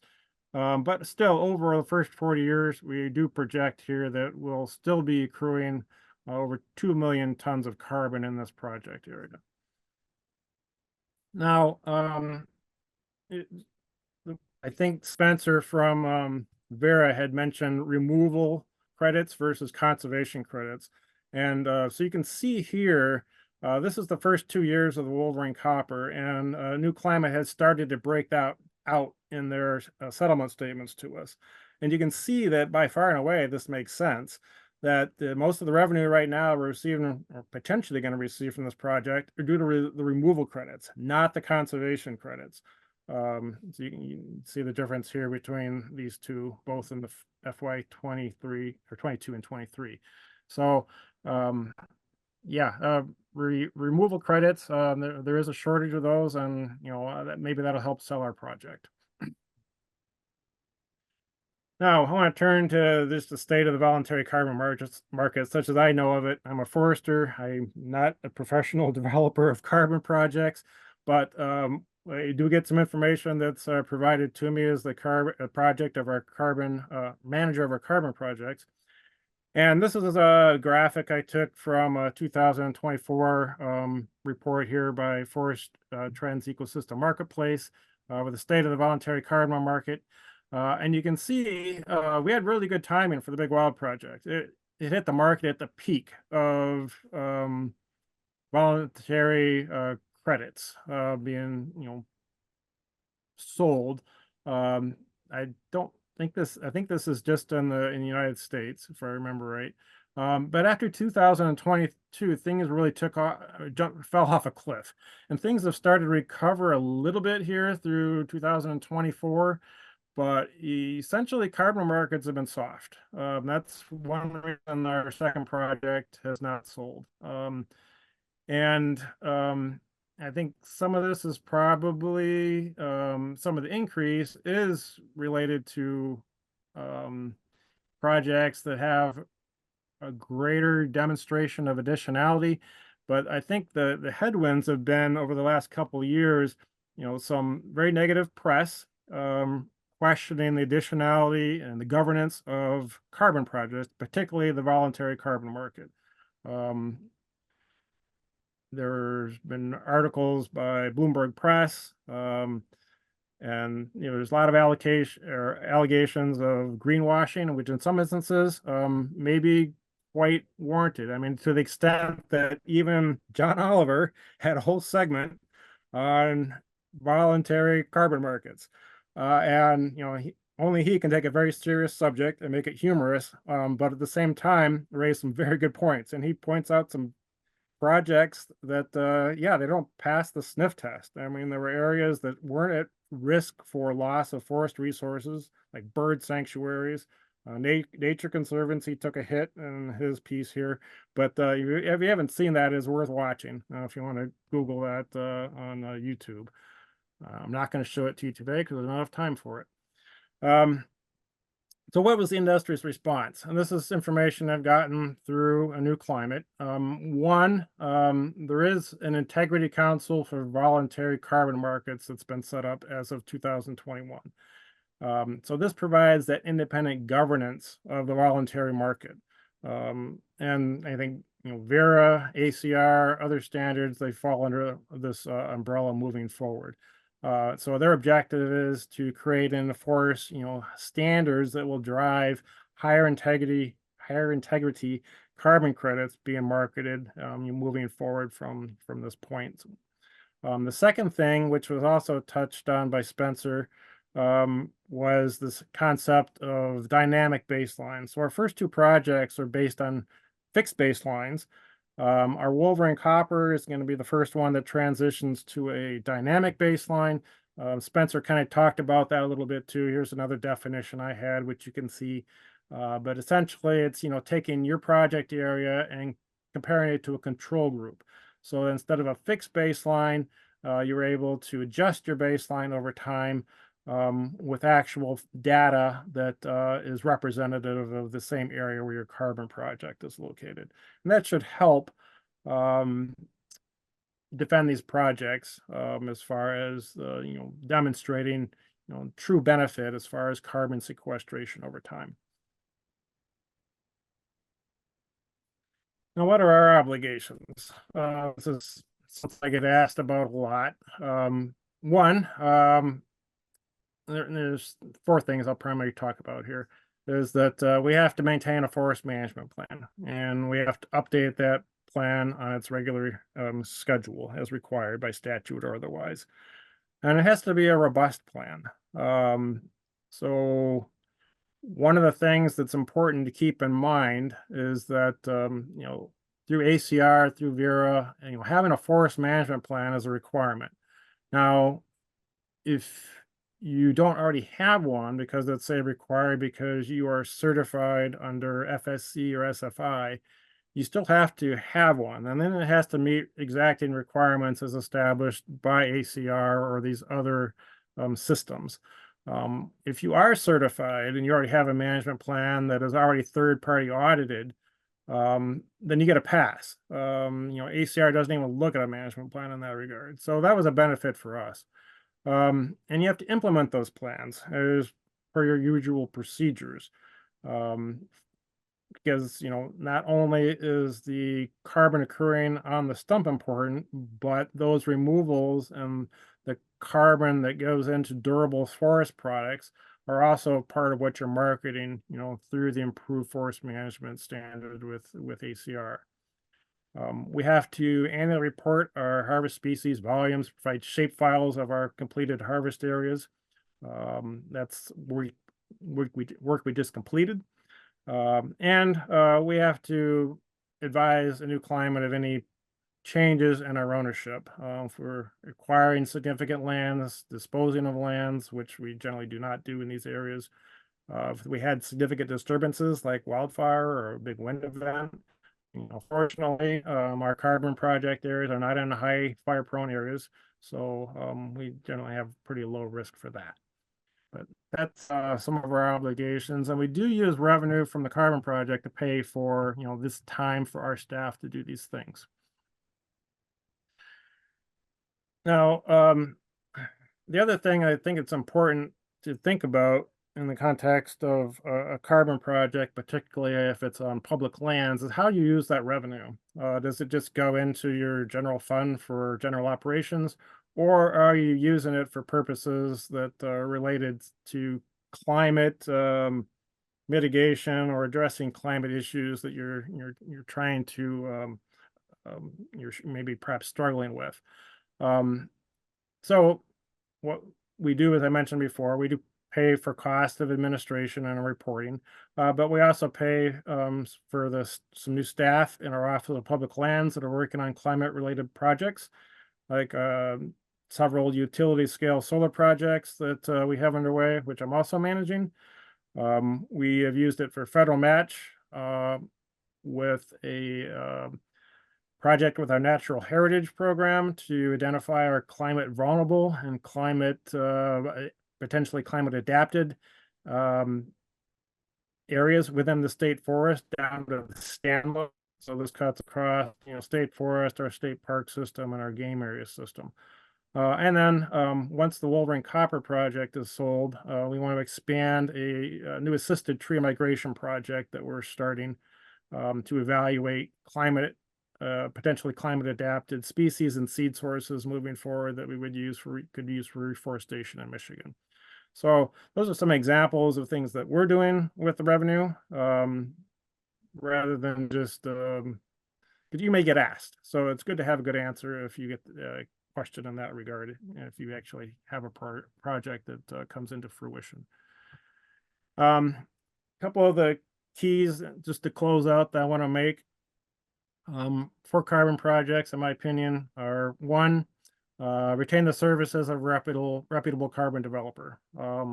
It doesn't matter maybe what system you're using, whether it's ACR, Vera, California Air Resource Board is the marketplace, but do make sure that you know what you're doing when you're developing carbon credits to have a defensible project.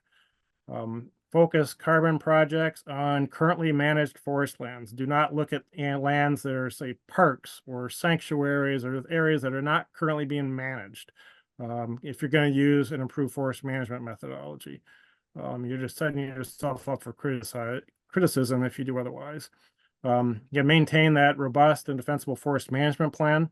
As I said, forest certification helps in that regard. You heard a lot earlier about additionality. Demonstrate additionality. What are you doing differently in management of your forest that's contributing towards storing more carbon within the forest? And then lastly, again, use that revenue to help address or mitigate climate-related issues that you may be dealing with in your state. So that, I think, is the last slide I have. And I think maybe I went over about a minute or so, perhaps, but there's my contact information, and I'll be sticking around for your Q&A at the end as well. Thank you. Okay, thanks, David. Appreciate it. You're welcome. We'll have lots of questions. It's an interesting presentation. So next up, before we have a break scheduled, is Marty Welborn Freeman. And Marty, I think you're on there. I forgot to check before I got up here, but you want it. Yep, so you're there. Marty worked in the Alaska Department of Natural Resources for over 30 years and is now retired. She began in the Division of Land and Water Management, helping develop interagency land use plans for state lands and serving as chief of the Land and Resources section. In the second half of her career, she moved over to the Division of Forestry as deputy director and later the Forest Resources program manager. Marty served as staff to the Board of Forestry, supervised forest management, forest practices, and cooperative forestry programs, and co-chaired numerous projects to update and strengthen the Alaska Forest Resources and Practices Act. And Marty, I think we're all set for you to give us your presentation, and thanks again for being willing to do this. Thank you. Let me just get us into the slideshow proper here, and there we go. Thank you. Can you hear me all right? Yes, you're coming through good, loud and clear. Okay, great. Well, welcome. My name's Marty Welborn Freeman, and I'm really pleased to be part of the conference today. I'll be talking more about forest policy in Alaska and how we've developed that over the last several decades. But my subtitle for it is Going Where the Science Leads Us, because that was the informal motto that the Board of Forestry used throughout the processes that we have undertaken to update and upgrade our Forest Practices Act. In Alaska, commercial timber operations are governed by the Alaska Forest Resources and Practices Act, known as FERPA, and by the regulations that implement that act. And the Forest Practices Act governs commercial timber harvesting, reforestation, and timber access, and it establishes the DNR, Division of Forestry, and the Board of Forestry. It also includes roles for the Department of Fish and Game and DEC in implementing the act.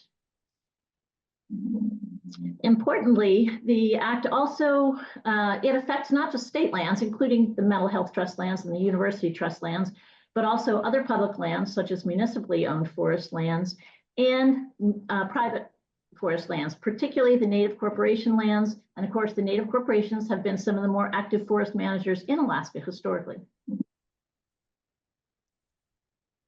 The act also divides the state into 3 different regions. There's region 1 is the coastal forest region. That's the Sitka spruce hemlock region. Region 2 is South Central Alaska, and that is the South Central boreal forest. And then region 3 are the boreal forests in the rest of the state, north and west of the Alaska Range. The act was originally adopted in 1978, not long after statehood, really. But the act as we know it today dates to 1990, where there was a significant revision of the act. And things that were added at that time were standards for managing riparian areas and enforcement authority, a variation process to allow us to tailor the standards in the act to site-specific conditions when necessary. And it set out roles for interagency coordination. The DNR Division of Forestry is the lead agency for implementing the act, but we give due deference under law to the Department of Fish and Game for fish and wildlife habitat issues and to the Department of Environmental Conservation for water quality.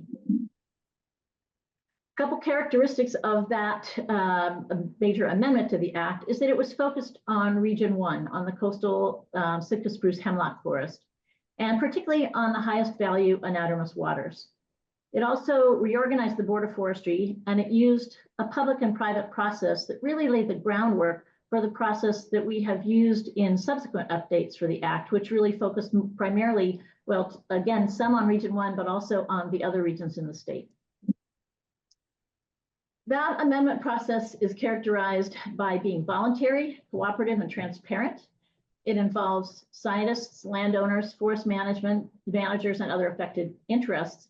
And it's advisory. It makes recommendations to the legislative and regulatory processes and works under the oversight of the Board of Forestry.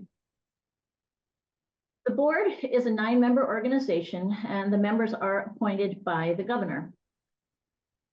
The Alaska State Forester is the chair of the Board of Forestry, and then there are 5 seats that are dedicated to particular interests for commercial fishing, environmental interests, mining, recreation, and the forest industry. There is a seat for the ANCSA Native corporations. And then there are 2 professional seats, a non-governmental professional fish and wildlife biologist and a non-governmental professional forester. Staff support to the board is provided by the DNR Division of Forestry, the Fish and Game Habitat Division, and the DEC Water Quality Division. The board is charged with providing input to the agencies on regulations. It also annually reviews and reports on the Forest Practices Act, how it's implemented and how it's effective, and sends a report to the governor each year. And it provides a forum for forest practices and forest management issues. So for all these reasons, when there's a need to update the act, the starting point for that has been the Board of Forestry. Issues can be raised to the board by any entity. It can be individual private owners, it could be native corporations, it could be some of the management agencies or the land managers. And when the board deems that there are issues that need to be addressed, then they will ask us to start a forest practices update. This is just a schematic of the process that we use, and it always starts with the Board of Forestry providing a charge to the agencies to pull together a science and technical committee. And they provide us then with the issues that they want addressed and a set of 4 principles for reaching fair solutions. These principles have been used ever since the Act was amended significantly in 1990. And the first of those principles is fairness. That says that successful implementation depends on shared risk and incentives for both timber owners and regulators. The second one is no big hit, and that has 2 flavors. One is that neither fish nor timber should bear an inordinate share of the burden. There has to be a balance. And many of the issues that we have addressed through these processes have dealt with either fish habitat protection or fish passage. The second one is that no private landowner should have to bear an unusually large burden. As I noted, our Forest Practices Act is regulatory, and it has regulatory standards for private land as well as for public land. Sometimes those standards differ because we recognize that private landowners have responsibilities in 2 camps. One, to recognize the needs of their shareholders, and also to recognize the value of public resources like fish and clean water that cross ownership boundaries. The The third of the principles is enforceability. The standards need to be understandable and measurable for ease of implementation. We don't want these things to be sitting on a shelf. We want to make sure they're implemented on the ground and they're implemented correctly. Lastly, professional management is the fourth of the guidelines that's provided, the principles provided by the Board of Forestry. And that says that the Forest Practices Act works best when it's implemented in the field by knowledgeable staff with flexibility for regulators, land managers, and operators to find reasonable, effective solutions to site-specific problems. No law that governs an area as big as the state of Alaska is going to anticipate every site-specific condition that we find. And so the Act does allow a variation process by which we can tailor the intent of the Act and how we implement it to the specific site-specific conditions on the ground. So I want to walk you through a sample of the process that we use, and I'm going to use the Region 2 and 3 Reforestation Standards Review that we completed in 2017. These processes always begin by looking back to the goals that exist in the Forest Practices Act, and those goals for forestry for reforestation are quite broad. There are two of them: one, to guarantee perpetual supplies of renewable resources, and second, to ensure that reforestation occurs to the fullest extent practical, taking into account economic feasibility of timber operations.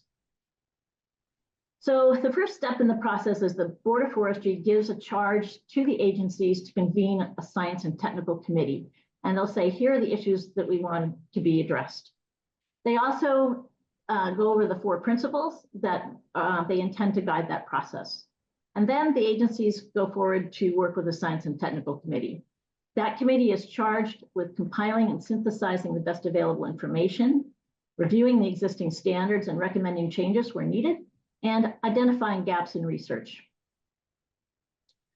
The processes the Science and Technical Committee and the other steps in the process are chaired jointly, have been chaired jointly by the Department of Fish and Game Forestry Division and the Habitat Division of Fish and Game in each case.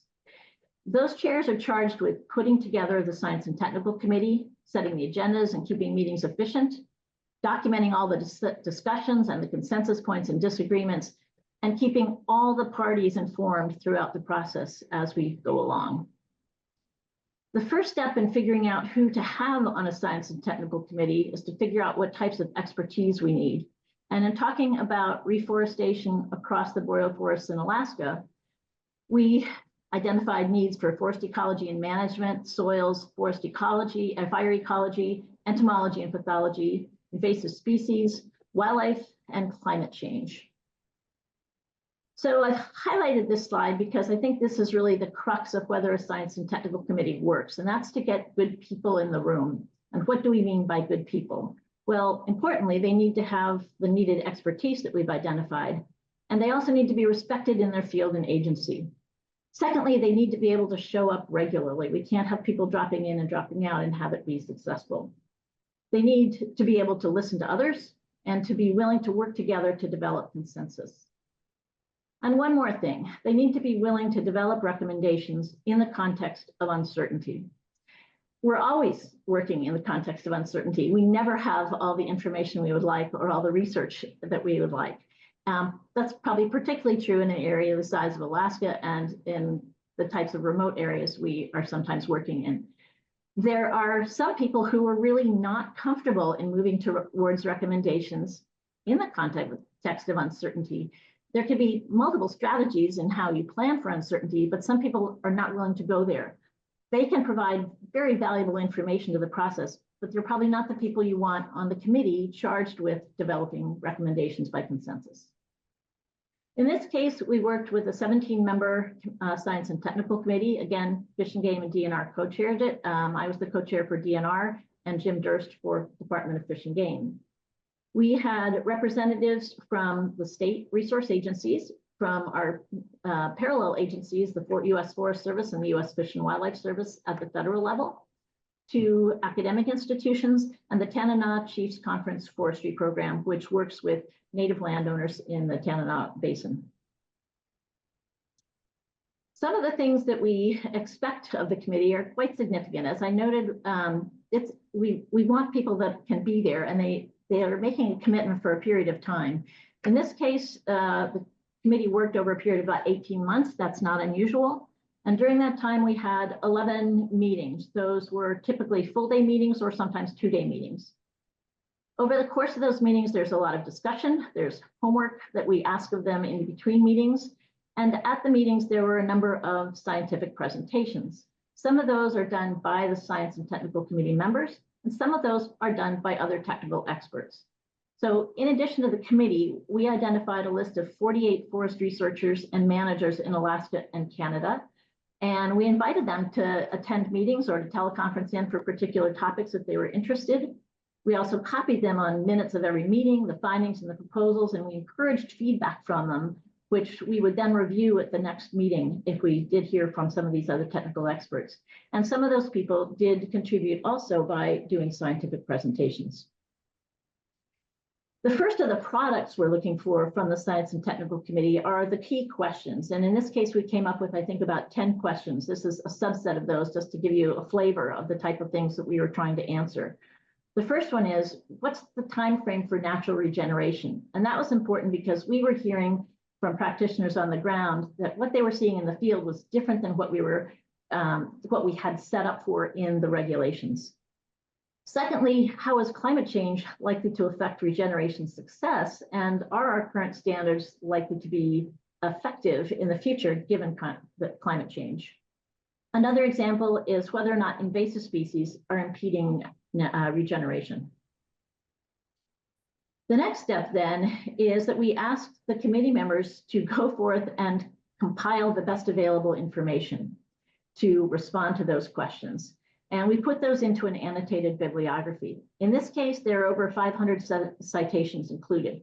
Those are dominantly peer-reviewed publications, but there are also things like data sets from the resource agencies where they have done things like reforestation surveys that are also applicable.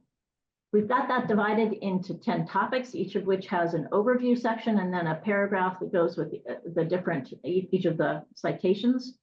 And we looked at sources that were applicable to our boreal forests in region 2 and 3. Most of the research came from within those regions, but we also drew on other boreal forest areas in Canada, Europe, and the lower 48.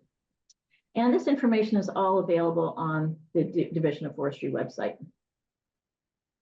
We then asked the group to identify consensus findings. What are the points from the literature review that we need to bring to bear in developing recommendations?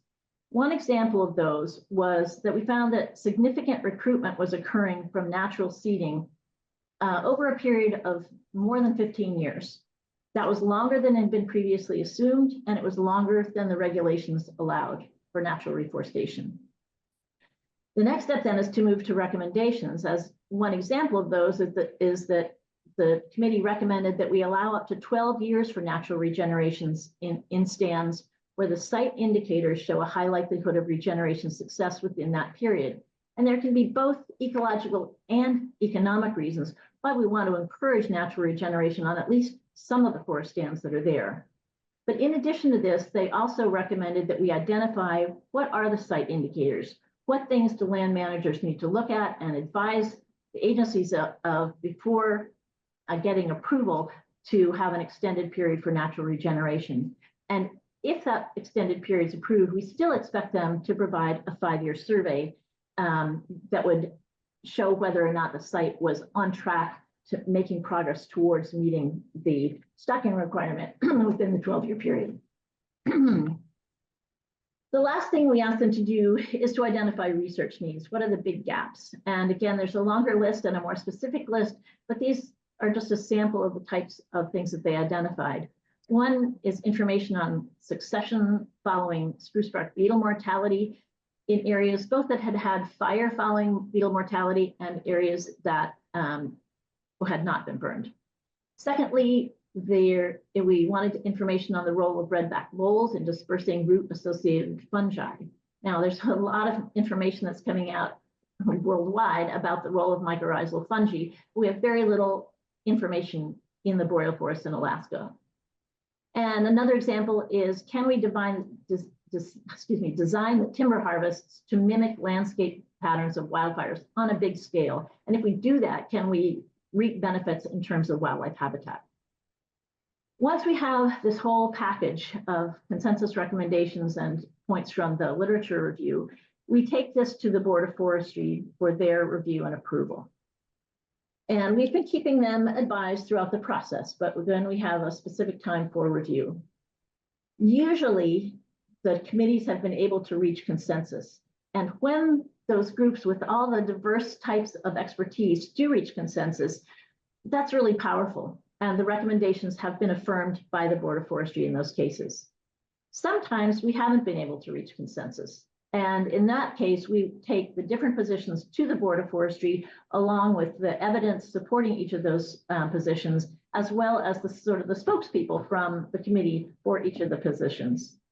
The board then reviews that in light of the intent of the Forest Practices Act, and will then provide direction back to the Science and Technical Committee to work on consensus recommendations following that particular approach. It could be one or more of the, one of the positions that was raised to them, or a blend of different ones. So once we've finished review with the board and they've sort of affirmed, blessed the recommendations, then we are directed to go forward and convene an implementation group.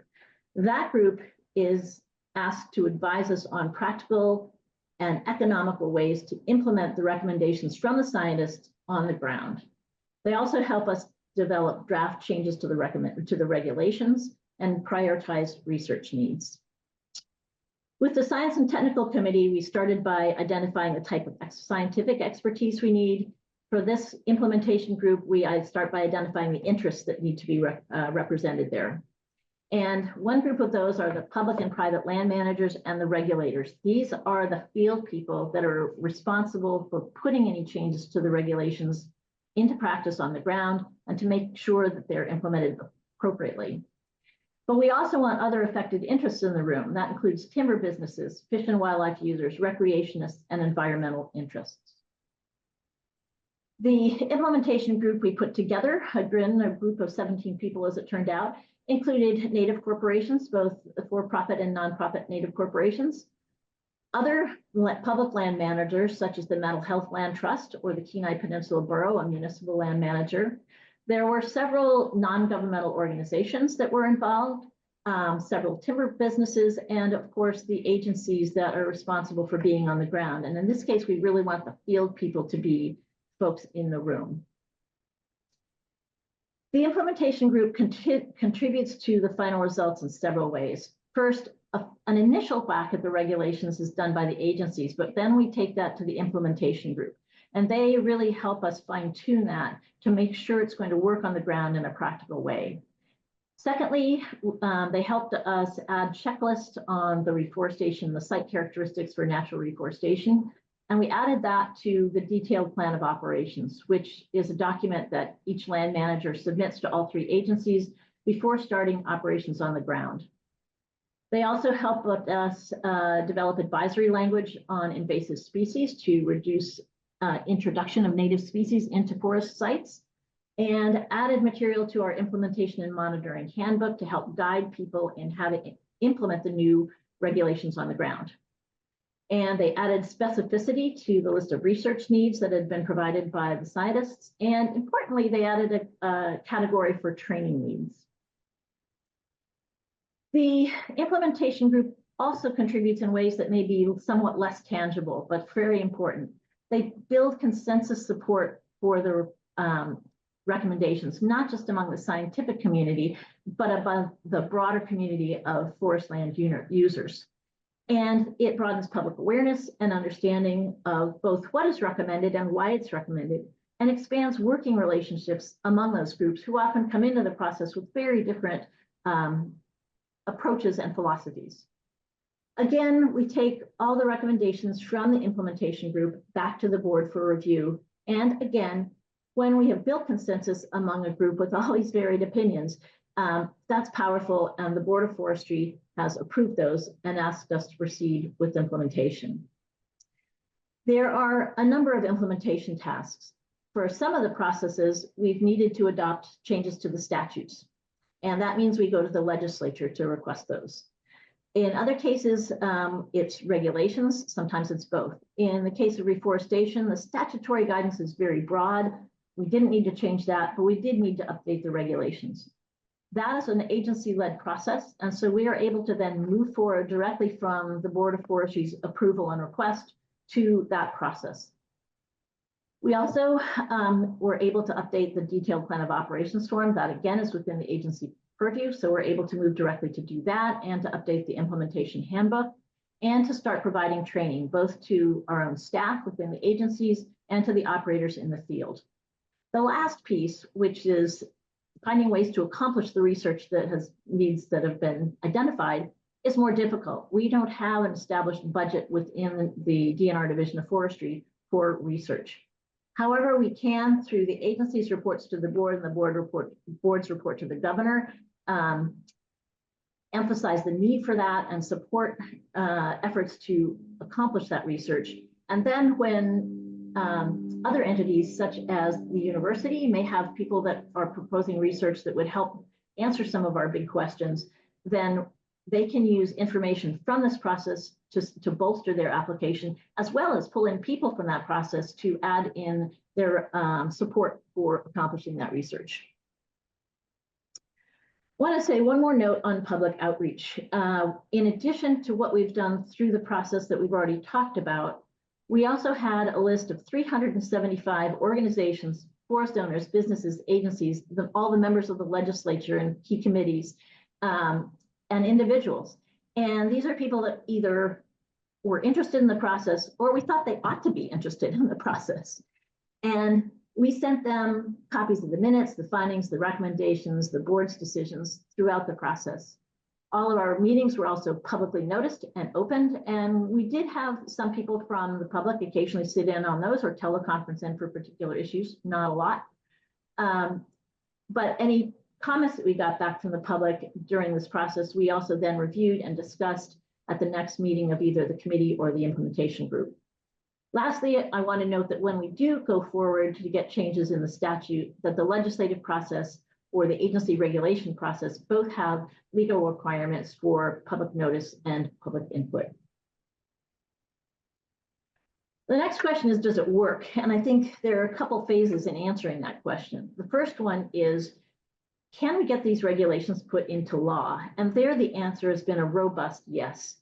The yellow booklets here represent times we've gone to the legislature to ask for changes in the statute. And in each case, we got those changes adopted by law into statute without substantive change.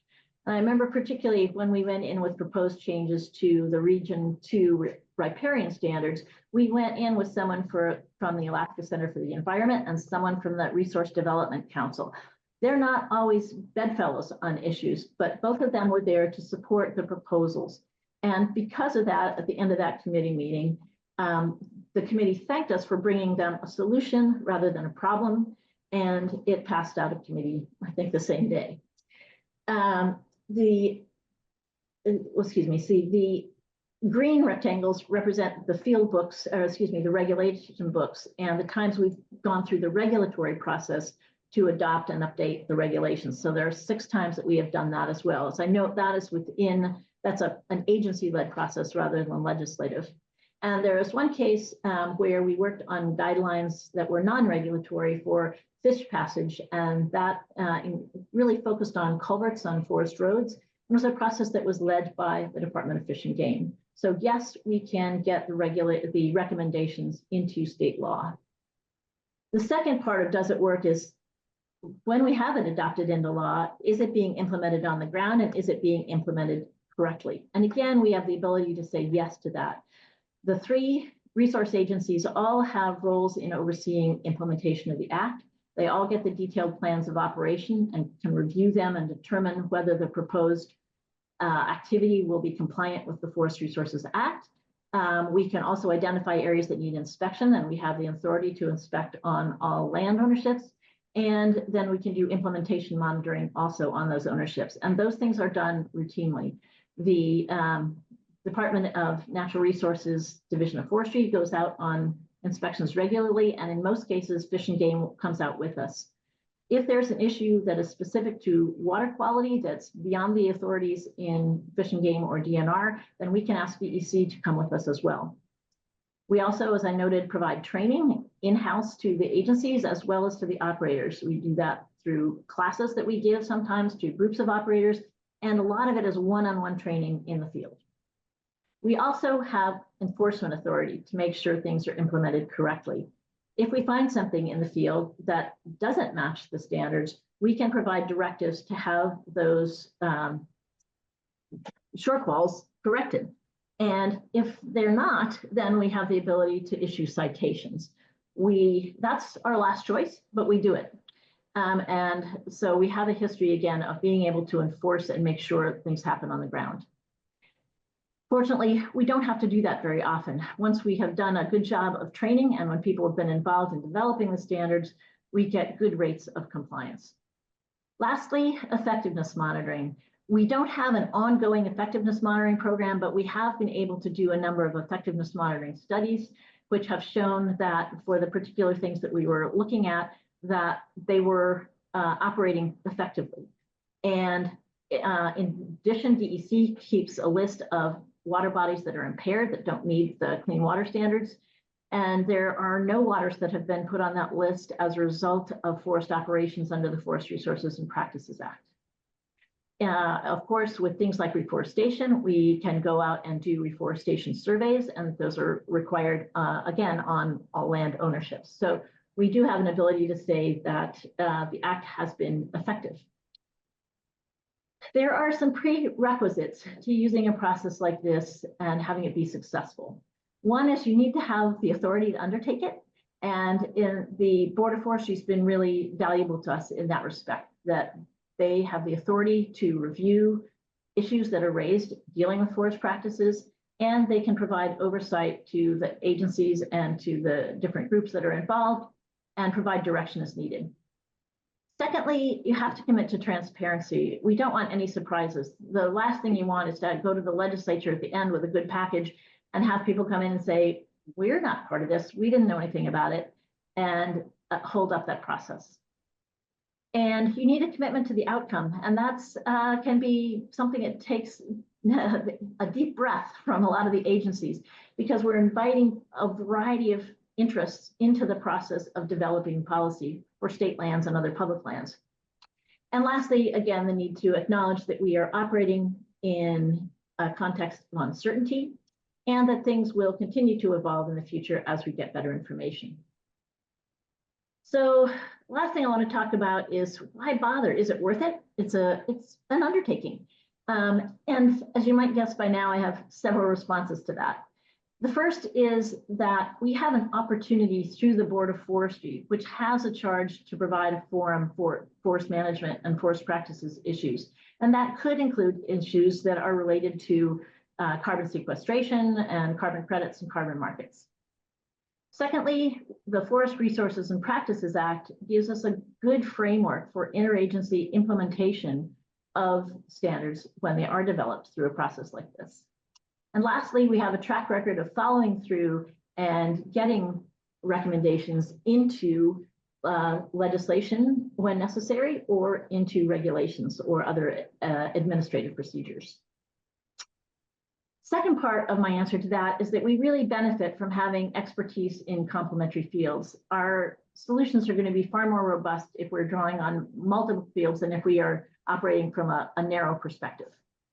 And it also builds working relationships among the scientists and between the scientists and the resource managers. And that's really helpful. If things come up, we know who to ask.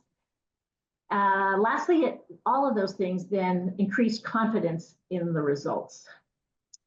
And that means that when we go to the legislature or go through a regulatory process, it's going to be more efficient and more effective.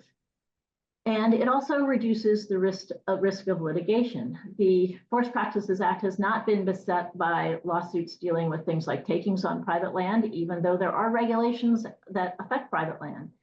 Neither have we been held up by lawsuits alleging that we are not adequately protecting resources, particularly the fish habitat and water quality resources where protection is required by the Forest Practices Act.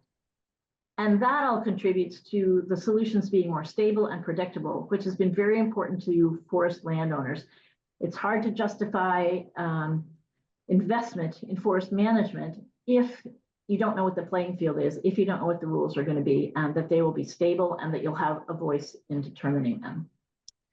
So that is my overview of the processes that we've used for the last 30 years, and perhaps an opportunity to use something like this to adopt standards in Alaska that relate to carbon sequestration and carbon offsets. And I expect we'll want to take questions in the panel period later. So I look forward to that. Thank you.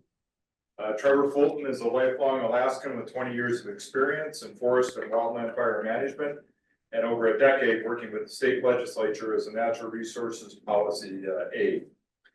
You also were legislative liaison aide in DNR for a while, weren't you? Yeah. He lives and works in Delta, or he lived and worked in Delta, Fairbanks, Juneau, Valdez, and Palmer, and now calls Anchorage home.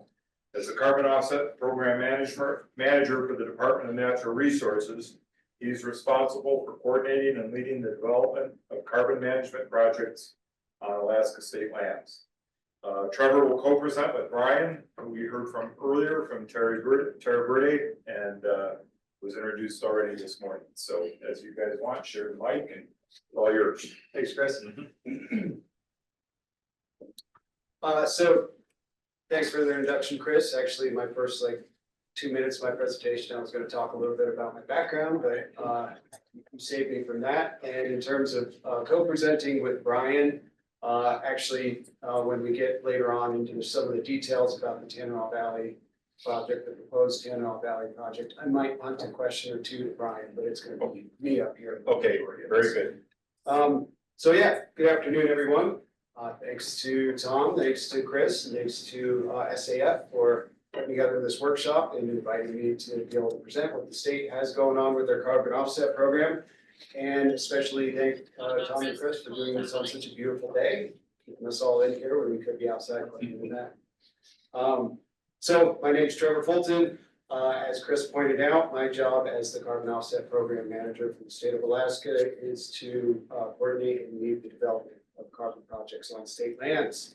I was born here in Alaska. I worked here in Fairbanks for many years, grew up in Delta Junction, lived in other communities around the state. I did work for the Division of Forestry for, I try to avoid saying 20 years because it was mostly 20 seasons with a couple of years of full year-round work there.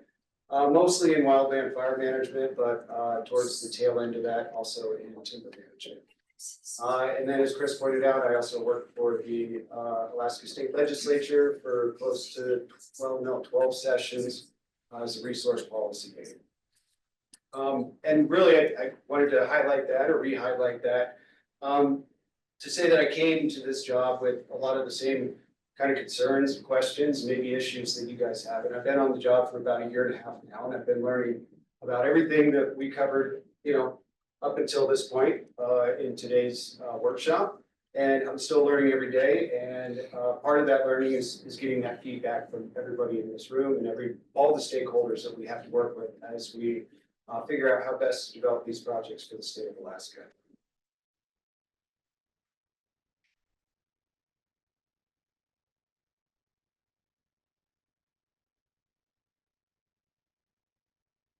So I have heard it said that carbon is a cure for insomnia, but my goal, even if this coveted 3:20 slot in the afternoon, is actually to keep you guys awake. I'm probably going to cover some sort of 101 carbon stuff that you may have already heard earlier in the presentation, but sometimes it's important to cover and recover those basics because these are new concepts for a lot of people. So bear with me as I work through some of that stuff, and we'll get into more technical, more project-specific stuff later on in the presentation. But this is just kind of overview of what I wanted to go over today. Walk you through what the carbon offset program is, kind of the origin of that, including SB 48, which was the piece of legislation that created the program in 2023. And then I'm going to talk about the overall program scope and the project processes that we've sort of put in place with the regulatory framework that's going to guide all of our projects, not just our improved forest management projects. Really, the scope of the program is intended to be much larger than that, but certainly will apply to the IFM projects. And then after I give you some of that basic information about the program, we'll talk a little bit about the Tanana Valley project that's currently being studied for feasibility. We'll talk a little bit about some of those preliminary findings in the feasibility. When we get there, I'm going to give you the caveat that that is very much a snapshot and that feasibility is still evolving, conversations are still happening. And that snapshot could very well look different in a week, probably will look different in 2 weeks. So just take that all into consideration as we talk about some of the details there. And finally, I'll talk about some of the next steps in the Tanana Valley project. Move that off to the side. Move it up top. Yeah. If you can move it up top.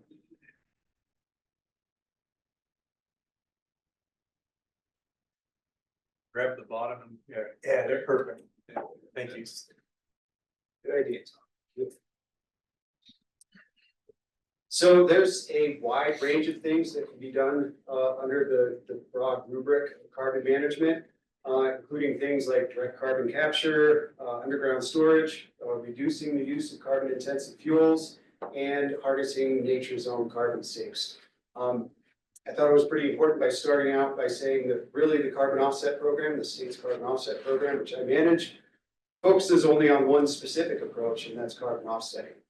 I should probably note here that the state does have other programs that touch on some of those other strategies, including our carbon capture, utilization, and storage program, CCUS, that's being implemented by DNR Division of Oil and Gas as we speak. Another piece of the same bill that created carbon offset program is a carbon leasing program, and that's being administered by the DNR Division Mining, Land and Water. So we've got sort of the suite of programs out there. Just wanted to lay the groundwork that what I'm talking about here is state-led projects on state-owned lands. And I wanted to talk a little bit more, even though we've talked about it quite a bit at this point, about carbon offsets, specifically, what it is and how they work and why people want to buy it. So again, warned you about the 101 stuff, but sometimes a basic dictionary definition is a good place to start. So I'm a big fan of the OED, the Oxford English Dictionary, and I like this definition. So carbon offset, what it is, it's a way for a company or a person to reduce the level of carbon dioxide for which they are responsible by paying money to an organization that works to reduce the total amount produced in the world. For example, by planting trees. I love that they use that example. So in other words, with a carbon offset, a carbon emitter pays someone else to reduce the amount of carbon in the atmosphere. The emitter then claims that reduction against their own carbon footprint. Pretty basic concept, but you'll be surprised how many newspapers get it wrong. And now, since carbon is a sort of global phenomenon or global thing that we have to think about and deal with and manage, this carbon offsetting can happen anywhere in the world. Even if the emission source, say like a refinery in Texas or Disneyland down in California, wants to buy carbon offsets from a project that's based in the interior of Alaska. It works because it's balancing out that carbon ledger that we learned about in the first presentation today. You've already heard this, but carbon offsets are measured in metric tons of CO2 equivalent, where one offset equals 1 ton of carbon avoided or removed from the atmosphere. Now, I found it helpful when I first took this job. It's just an easy way to wrap my head around what a ton of carbon looks like. I looked it up, and a ton of carbon is what you would produce by driving a car approximately 2,500 miles, which is about from Fairbanks to Seattle, maybe a little further than that, or by taking a round trip flight from Anchorage to LA. It's about a ton of carbon. Also, the average American, by doing all the things we do that directly and indirectly rely on fossil fuels, we create about 16 tons of carbon per year. So I found that helpful. I hope you will too. As I said, I talked a little bit about the enabling legislation that created the carbon offset program. And that was Senate Bill 48, which was signed into law by Governor Dunleavy on May 23rd, 2023, which was my 45th birthday. So happy birthday to me, best birthday present ever. Thank you, Governor Dunleavy. Again, it created the two programs, the carbon offset program and the carbon leasing program. You would probably expect me to talk a little more about the carbon leasing program and its impact on state-owned forest lands. But since the bill was passed, we've sort of taken another look at our statutes and the way our forest management works, particularly with our state forest system. And one, leasing isn't allowed in the state forests. We knew that from the get-go. But two, even when we're talking about state-owned lands, forested lands outside of the state forest system, the IFM, most of these kind of forest-based protocols aren't going to work because the state cannot give those third parties, can't provide the lessee, can't convey to the lessee the degree of management authority they would need in order to be a proponent for the carbon offset project, at least a forest-based carbon offset project. So the leasing is probably going to focus more on stuff like the blue carbon or the marine carbon that you heard about, rather than these forest-based projects that this workshop is really all about. Some of the other things that Senate Bill 48 had in it, it provided criteria for carbon project evaluation. We're talking about things like foreseeable effects on state and local economy, impacts on other resource development activities, and overall value and revenue to the state. Those are the sort of criteria that we are legally required to look at as we evaluate one of these projects on state lands. It also included a requirement to keep project areas open for public use and for other resource development. Limited project terms to 55 years. It also designated 20% of project revenues to the Renewable Energy Grant Fund, which, as it sounds, is a state-led grant program that provides funding to communities for energy and power projects, energy, heat, power projects. And then finally, it requires an annual report to the legislature. Now, in terms of program goals, really the idea behind SB 48 was to allow DNR, Department of Natural Resources, to create nature-based carbon projects on state lands with the goal of generating new revenue through the sale of carbon credits, for creating co-benefits, and for helping meet voluntary market demand for decarbonization. So that's why the program is there. How are we going to do that? We'll do it by creating projects that harness nature's ability and our landscapes, including state forests, coastlines, wetlands, and other ecosystems to remove and store carbon from the atmosphere. Now, it's important to note that rather than taking any sort of priority, these projects will simply be one more use amongst the state's multiple use mandate and another tool for DNR to consider when fulfilling its mission to develop, conserve, and maximize the use of our natural resources consistent with the public benefit. So yes, it was created by law. Yes, it's in our statute books. Yes, it's something the state wanted to put in its quiver of options for managing state lands, but it doesn't receive any special priority because of that. So what does one of these projects look like? I think at this point, you all probably have the concept down pretty well. But I'll walk you through this kind of oversimplified life cycle anyways.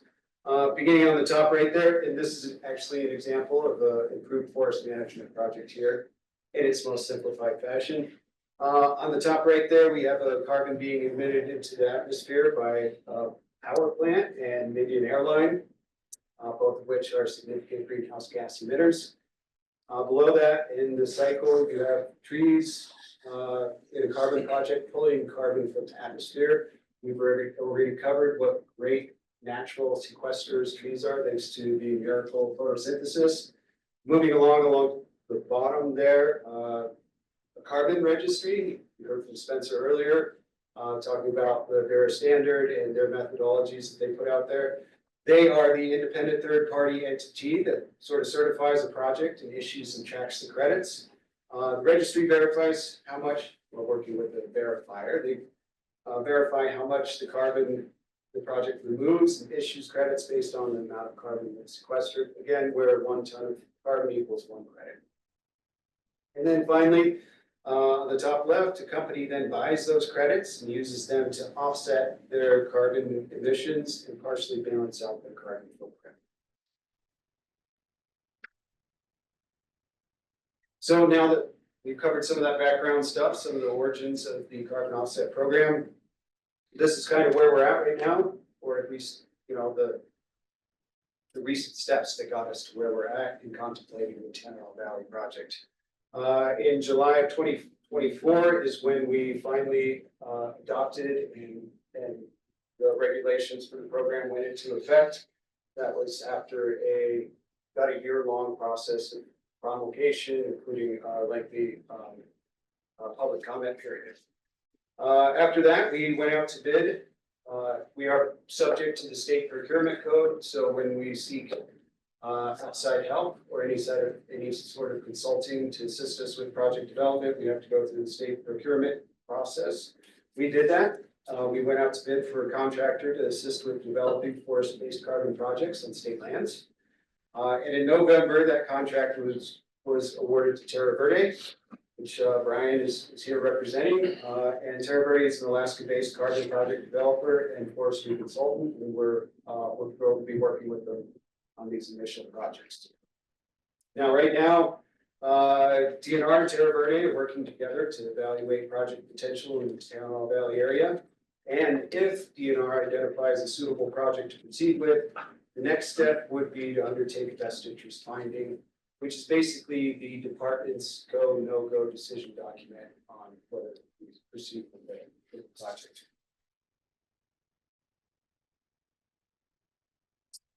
So I mentioned the regulations that went into effect last July. This is essentially the sort of 5-step process that was laid out in those regulations. Hope you guys can see that smaller print up there, but I'll walk you through it briefly. First step in the process is project identification, and that is where either the state sort of in-house identifies its own project, or we can receive recommendations or proposals from third parties. You know, anybody from a member of the public to somebody from the stakeholder group to a project developer that's interested in working with the state. So projects identified, the state then goes into a feasibility evaluation phase where they're determining whether or not to proceed with the project. And really, like I said, some of that criteria was in the statutes, more of it is in the regulations themselves, but really that evaluation process involves considering the economic effects, considering revenue potential, looking at compatibility with other land uses, and a range of other factors to determine if the project makes sense from the state's perspective. Now, we take all that information, it kind of gets rolled into step 3 here, which is the best interest finding. And that, again, is that formal written finding whether or not this project is in the state best interest. And that's where you're considering some of those other effects, really in paper, and you also go out for public review and comment. This is how we make all of our big land management decisions within the state of Alaska. So these carbon offset projects are no different than the way we would dispose of land or the way we would lease land or any of the other major land decisions that we make on a regular basis. Following the best interest finding, then begins the real work of the project, and that'll be the registration process. Depending on the type of project, you know, with IFM projects, at least these initial ones we're looking at, you know, that's the process where you're going to the registry and you're proving the benefit that project is going to create. And it's a lot of documentation, a lot of modeling, a lot of going out in the field and counting trees. And that process can take anywhere from 18 to 24 months. And that's if things go well. So it's a long process. We don't know how long it's gonna take. We're hopeful, we're optimistic that it won't take that long, but things happen. And, we'll just have to adapt and overcome. Finally, after all of that, we get to step 5, which is marketing and selling your credits on volunteer artwork. So putting all that into context of an actual project, here's what the proposed timeline for the Tanana Valley project looks like. And I do, again, want to put a caveat out there that there are a lot of unknowns, including things that are in the registry's hands and things that are in the state's hands. And, at this point, we're kind of looking at the Tanana Valley project as a pilot project, kind of like what David from Michigan talked about earlier with their Big Wild project. This is a proof of concept here. It's our opportunity to show that these could be done responsibly and smartly in a way that makes sense for the state and the communities and other affected stakeholders. So going back to the timeline, on the left, you have basically the 4 stages that we have going forward that I showed you from the previous slide. And then on the right, you've got a timeline moving forward, starting in January 2025 and going all the way out until the end of 2026. Now, the red boxes are where we're at now in the project process. The blue boxes are future steps in the process. And then I also highlighted a couple of opportunities for public comment and public review and comment along the way. And they're sort of moving targets. That depends on progress. The first one that appears there, May of June of this year, that's a little dependent on Division of Forestry finalizing the Tanana Valley State Forest Management Plan. But if all goes well there, we hope to publish the preliminary best interest findings shortly after the finalization of that management plan. The second opportunity for public review and comment, I put it on the timeline in January of 2026, but don't take that one to the bank. Definitely a moving target. And that won't be the state's public comment period. That will be the public comment period with the registry.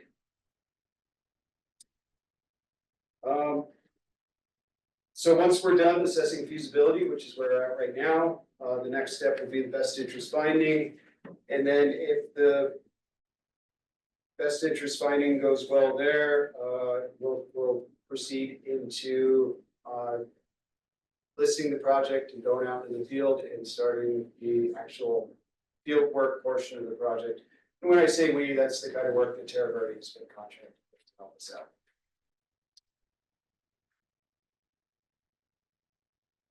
So going into a little more granularity, to the extent that I can, with the fact that the feasibility study is still a living, breathing, evolving document. I'll go into some of those details there. I should note here, again, it's hypothetical, it's evolving. We have some internal discussions and coordination that still needs to happen. And then, of course, there will be best interest finding and then the public process before we get that final sense of what a project is going to look like. And then, of course, that's going to change as we go through the registration process. So you can't tell, I'm trying to emphasize the fact that this is a snapshot in time, and it's going to look very differently as we progress toward, along that 18 to 24 month timeline. But I did want to just kind of highlight that, we're looking at a project that includes both the Tanana Valley State Forest and the project areas that we're looking at include the Tanana Valley State Forest as well as forest classified state lands in the Tanana Valley. And when I say forest classified, I assume most people in the room probably know the difference, but with forestry classified lands, we mean state general lands not in the Tanana Valley State Forest, but that are identified as appropriate for forest use. They are state lands, they're just not within the boundary of the Tanana Valley State Forest. So in terms of overall project structure, the project will be an improved forest management project. And really, there are essentially two different types of improved forest management credits. Spencer did a wonderful job highlighting them earlier. We're talking about removal credits and reduction credits. Removal credits are what are generated from carbon removed from the atmosphere as trees grow. And reduction credits are based on reducing carbon released in the atmosphere from timber harvest. What we're looking at this point right now is a project that's going to be probably, if not entirely, then mostly based on removal credits. And just to walk you through that a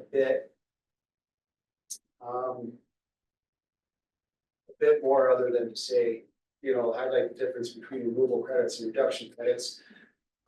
Tanana Valley Forest grows by about 2 to 3% per year. And that's where that's the basis of our annual allowable cut. But really only about 1/8 of that growth is currently harvested. And by managing the other 7/8 of that growth for both timber harvest and for carbon sequestration, we intend to be able to do both. Again, the state has to manage our resources for multiple uses.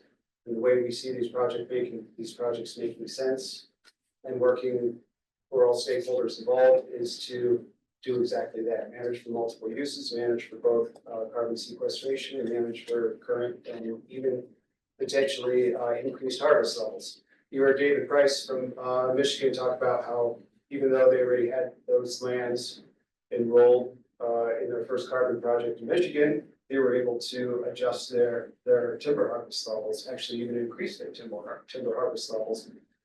So sometimes you hear these things couched in terms of, and usually this is in the context of a no harvest scenario, but sometimes you'll hear these things couched in terms of, well, if we put a carbon project in this area, then that's going to kill the timber industry. That's going to limit timber harvest to the extent where it's going to do harm.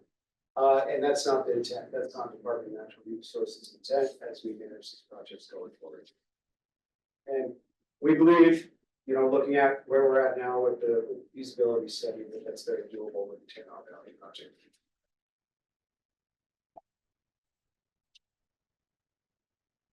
So I did want to highlight some of the other co-benefits besides, continuing timber harvest and allowing for generation of carbon credits. And those include things like enhancing forest health and other ecosystem benefits like restoration and improved water quality and habitat area. Projects should, as required by SB 48, maintain public access for fishing, hunting, recreation, and other uses. And then finally, I mentioned it before, but project revenues will be split, with 20% going into the Renewable Energy Grant Fund. Other 80% of project revenues will go into the general fund, but those funds, of course, are subject to appropriation by the legislature, but the case could certainly be made that an appropriate state use of those funds would be reinvestment back into more active forest management.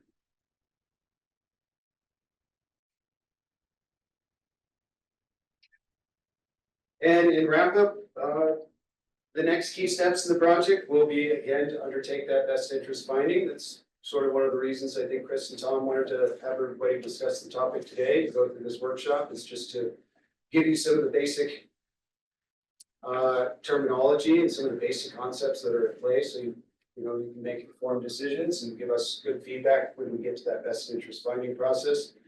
And then, assuming the BIF results in a green light, we'll then list the project with the carbon registry, which is essentially the first step in that 18-month plus project registration process. And following listing is when Terra Verde should get out in the woods and start counting the trees. And I forgot to start my timer. How am I doing? You're doing good, Chris. Okay, okay. Really, I didn't have much more to add than that. I think that leaves us plenty of time for questions, which I encourage. And I also encourage you to use my contact information up there on the screen, email, phone call, whatever's convenient. I'd also doubly encourage you to check out the dnr.alaska.gov/carbon. which is our webpage. It's got a lot more information about our project processes. It has the statutes, the regulations, the rest of the regulatory framework, our report to the legislature, all kinds of resources to take a look at. And if you have any questions about any of that, again, the contact information is up there. And I appreciate the opportunity to be a part of the workshop. And I encourage you all with the work that you do here going forward. And please comment when we come to that public comment here. I look forward to the comments. That sounds good. Thanks for your talk. So as Trevor alluded to, we have next on the schedule here, I wasn't here for the morning session, so I think I typed up a little thing in the chat, which I should probably hit send on, for people to raise their hand if they had a comment or wanted to ask a question. Is that how you did it this morning? I'll try to watch what's going on here. Or just hit send on that.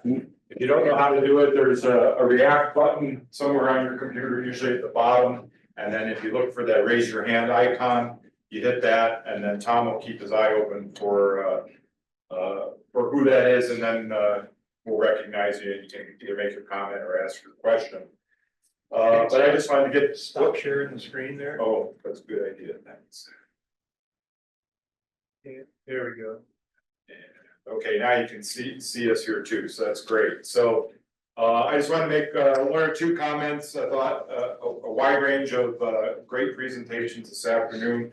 A couple of new terms for me, not necessarily today, but relatively recently, the dynamic baseline concept and what that's all about and how that works.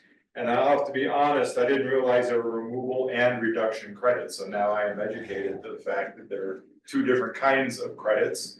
And perhaps one is maybe I guess you can't really say a better credit, but at least one that's removing carbon as opposed to offsetting, perhaps is the right term. So with that, let's open up to questions for our speakers, and anything that's fair game, either from this morning, but let's focus on this afternoon to start. So questions in the room? A couple, so let's start with in the very back there. Yeah, my question's for Trevor. I apologize if you addressed this and I missed it, but what will DNR do with revenue from the Tananock Valley carbon project? So SB 48 requires us to split the revenue. 20% goes into renewable energy grant fund, which will go back out to Alaskan communities to build renewable energy projects. The other 80% goes into the state general fund, which means it's up to the legislature to decide where that money gets appropriated. Really, it could go to anything, could go to education, public safety, you name it. But you know, when SB 48 was first introduced, you know, if we could have had our wish list, when it was first introduced, it actually created a fund where money would be reserved for future carbon project development as well as other active forest management practices. Legislature likes to keep their hands on the purse strings of things like that, so they decided to just funnel that money into the state general fund. And then later on in the process, it was amended to include the 20% share with the renewable energy. Okay, thanks. Let's do an online question. I think Nathan, I saw his hand go up first in the queue, and I think I can turn you on from right here. I think if you guys can all hear me, I unmuted myself. But this question I think is for David Price from Michigan. And I've seen recently that the protocols now have a dynamic baseline. And I've been reading some of the various protocols, and it looks like you could potentially get into a situation where you have reversals due to changes in the baseline. And I don't know if that's correct, but I'm curious on the Michigan DNR's thought when you elected to move to a dynamic baseline type protocol. Yeah, it's new for me as well, so I'm by no means an expert on that. Spencer, who spoke earlier, may have more information since he's part of our registry. But we'll evaluate what that looks like, of course, but we have not moved that way yet. A new climate is waiting on ACR to finalize the what fors and things that need to be taken into account and using a dynamic baseline. But they've not actually done any calculations yet. So I haven't seen any data in that regard. I'd be kind of surprised if we had any reversals. But it's new for me too. So I really can't speak to it in any great detail, I'm afraid, because I just don't know a whole lot about it yet either. Yeah, Spencer can add to it if that's all right, so go ahead. Yeah, so I think 2 points. One, in most scenarios, I don't think we would anticipate seeing that. It is possible. But that would, it'd mean one of two things. Either the project is probably underperforming what is happening in the surrounding landscape by quite a large margin. And if you're establishing a carbon project and that's happening, that would be a pretty large failure, I think, of the carbon project and the selected management, which might point to some other cause of that reversal, in which case that's what the buffer pool credits are there for. So there is a mechanism in place for any reversal event. It could be the baseline outperforming, but I think in most cases, that's where you would use modeling at the beginning of the project to say, what are the likely outcomes of this baseline, or the trajectory of this, this forest carbon stock. And you're going to get a range. You won't know exactly, but you'd probably have a pretty good range in mind, and so you'd be crediting within that range. So yes, it's possible, but leaning on forecasting and models and the buffer contributions, I think that there's ways to mitigate that risk, just like there's ways that we think about mitigating risk for leakage or other reversal events within the project. Thanks. Okay. If I can, I just add, like, the scenario I guess I was thinking, and I may not understand the dynamic baseline, but as you lose some timber mills, right? And then the market to sell wood products into disappears, and that may change your baseline. Or for Alaska, tariffs are implemented on spruce exports, and our exports to Asia drop dramatically, and that may have been used in your financial feasibility test for a project. Yeah, I don't know that would lead to a reversal. It might just mean that there are fewer credits, because you'd be taking the average of what happens, the way that we set it up, you take the average of what happens on comparable sites, not a chosen site. So, given that there is continuing to be some sort of, management going on that's possibly different than what you're doing in your project, you expect to see some differences. It's not impossible, but yeah, there are uncertainties that are embedded in that. David, did you have something you wanted to add to that? Yeah, I was just gonna say, as far as our forest products industry, it's pretty robust. We're in a little bit of a downturn at the present time, just due to housing starts, but our dimensional lumber mills, OSB mills, these are large companies, so we're not very concerned about losing the market for some of our timber that goes into durable forest products. Thank you. I think in our case here, Alaska is really dependent on just one or two markets for our log export programs, primarily private lands, and that's China and other Asian countries. And so, yep, that's probably the basis for Nathan's question, I think. So, let's see. Let's go back in the room for one. Yep. Go ahead. Yeah, this is perhaps for Brian or Trevor. With regards to the Tanana Valley State Forest, at what point do you identify which management units you're considering and what extent of area you're considering? At what stage of the process do you identify that? Is it at the end of feasibility, or is it during the registration studies? I'll start off if you got anything to add, Brian. So the way the regulations were written, in terms of the feasibility evaluation and the way it transitions into the best interest finding, people keep kind of asking me for and expecting the feasibility as like a document, a formal document. We're just using some of the information that we've contracted with Terra Verde to provide us in order to begin that best interest finding process. And before we issue that preliminary best interest finding is when we'll have to truly decide what areas are going to be included, what areas are going to be excluded. So think of that as sort of a continuum, and we're getting staged, looking at the feasibility. There won't be like a formal feasibility that includes area inclusions and exclusions. That'll occur a little later on as we transition into the best interest finding process, which that becomes the formal decision-making process. And then can I assume the best interest finding would also consider some of the data that, for example, that Shelby told us about that in the next few decades, we're looking at decreased biomass production per unit area in the forest? When does that get incorporated into the analysis? Well, we haven't started writing best interest finding yet. This will be the first best interest finding we've written for a carbon offset project. So the way I see it at this point is we are going to take the information that we have from our contractor. We're going to take information we have from our sister resource agencies. We're going to take information we've gathered as we've gotten closer to the best interest finding process.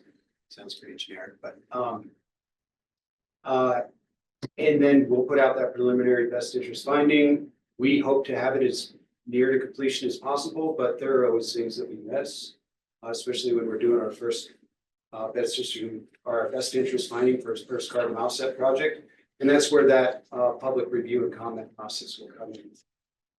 Very importantly, it's because we hope people will reach out and say, hey, you didn't include this impact, you didn't include this consideration, you didn't include this criteria. We hope to have included all that stuff, and we're going to do our best to do it. But that's why we have the public comment period within that preliminary best interest finding. Thank you. At this point, I can't tell you whether we're not going to include stuff quite that specific, but if it's germane to the issues that are required statutorily, and as we work our way through the evaluation process, then One would assume it'd be, you would maybe downwardly adjust your expected growth rates at the end of the project. now we're getting into some forestry stuff. Yeah. Yeah, so that's the kind of things that I think we should be talking about. I'll tack a couple things on just real quick to try to provide a little bit of clarity, but one is just on the acres or how much of the Tanana Valley State Forest may or may not get included. This is one area where the carbon registry's methodologies lined up very well with public process in terms of projects can only get smaller as time goes on, they can't get bigger. So if best interest finding evaluates a specific tract of the forest or the entirety of it, it's possible to get smaller maybe without triggering another public process, maybe not. The carbon methodologies are very strict about this. I'm not aware of any that allow projects to get bigger over time.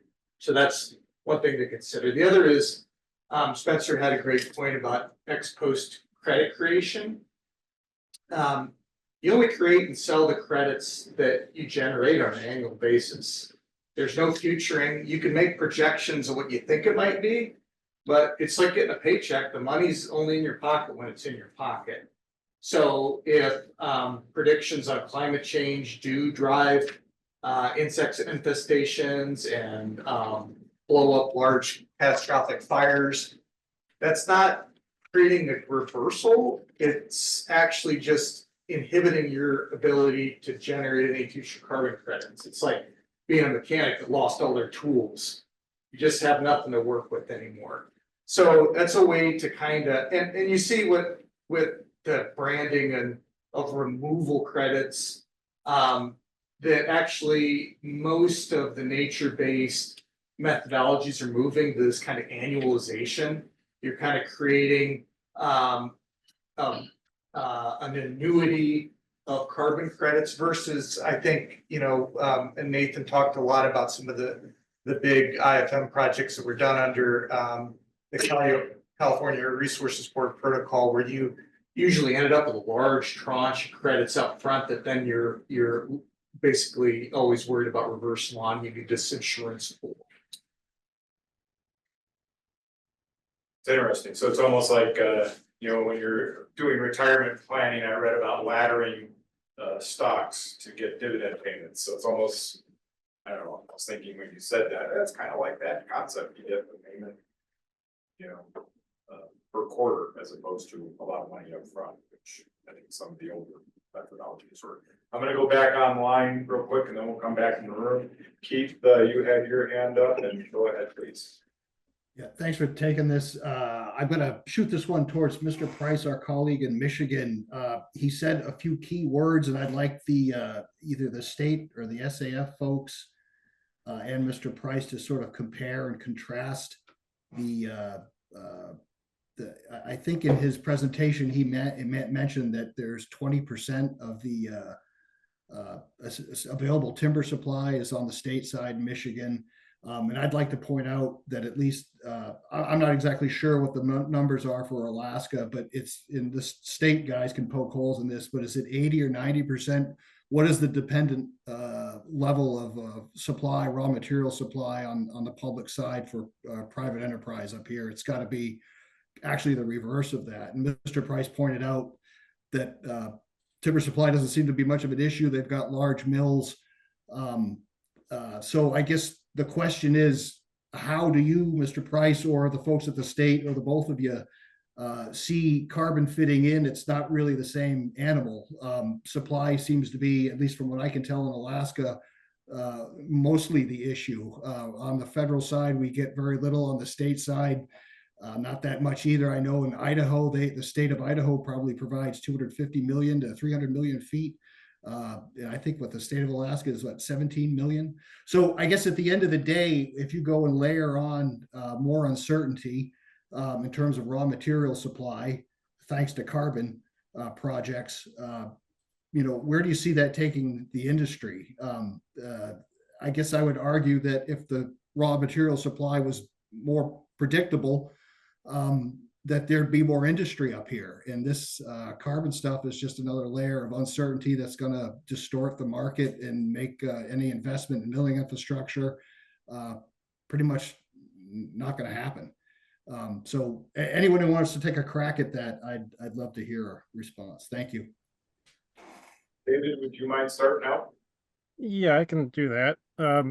So yeah, we supply 20%, about 20% of timber to our forest products industry from state forest lands. Also, I run our Good Neighbor Authority program, so we now do 25% of all timber work for our 3 national forests collaboratively. So we're actually working to help our national forests meet their ASQs. And then we have a significant number of acres, 2 million acres, as industrial forest land, particularly in the Upper Peninsula. And so our supply is fairly stable. Of course, like anything else, it's driven by ups and downs in the markets. And right now we're kind of in a downturn. But on the other hand, we still have, some very key, very stable mills with Weyerhaeuser, Louisiana Pacific, PotlatchDeltic, Arauco, and Billerud. So we're in a pretty good place comparatively, probably to many other states. In fact, when Arauco chose to build their pressboard mill here in the northern Lower Peninsula in Michigan, it was the fact that we had a stable forest timber fiber supply that was FSC certified that really drew them here. So yeah, I think there's no tension probably between carbon markets and forest products, given that the vast majority of forest carbon projects here in Michigan use the ACR voluntary improved forest management standard. Industrial forest lands are in it as much as public lands, or some of these other lands owned by the likes of hunt clubs, nature conservancy, etc. So Maybe hopefully I answered your question. If not, we can have a follow-up, but I'll let some of the other folks maybe chime in as well. Okay, thanks, David. Anyone else want to try and tackle that one? The differences are quite vast between your industry, and it's well vertically integrated, and many players and a good diversity of land ownership. Here in Alaska, it's pretty much large private landowners, which are mostly Alaska Native Corps, and public lands, either the Forest Service or the state. And so it's just a little different that way. I think Keith was alluding to that aspect of things. And our allowable cut here in Alaska on state lands, I don't think we probably ever sold, at least statewide, more than 10% of the allowable cut. The only place we've sold all of our allowable cut is in southern southeast, where the Tongass is located, and we have small ownership there, small state forest, and that allowable cut, if I remember right, was around 12 to 13 million a year, and that's fully utilized every year. So at any rate, Keith, you have a follow on, or did I think we got? I mean, I think you're on mute, Keith. the state side of things, I guess, is sort of married to the federal side of things, and I guess my driver was that you know, this issue of supply is kind of a big deal, and I just don't see. I just don't see how layering on more uncertainty in terms of the raw material supply is going to help the industry side of things. And you know, at the end of the day, it appears as if most folks are kind of all right with watching the industry dry up. I mean, I keep watching it every year, and these kinds of programs don't seem to really help. I guess I'm gobsmacked in a state like Alaska, where there's so much forest related resource that you know, our production in terms of dimensional lumber and all that kind of thing is so low. I don't know. It doesn't sound like anybody on the state side wants to pick up the chat, so I'll leave it at that. But you know, I think that the raw material supply is a huge issue.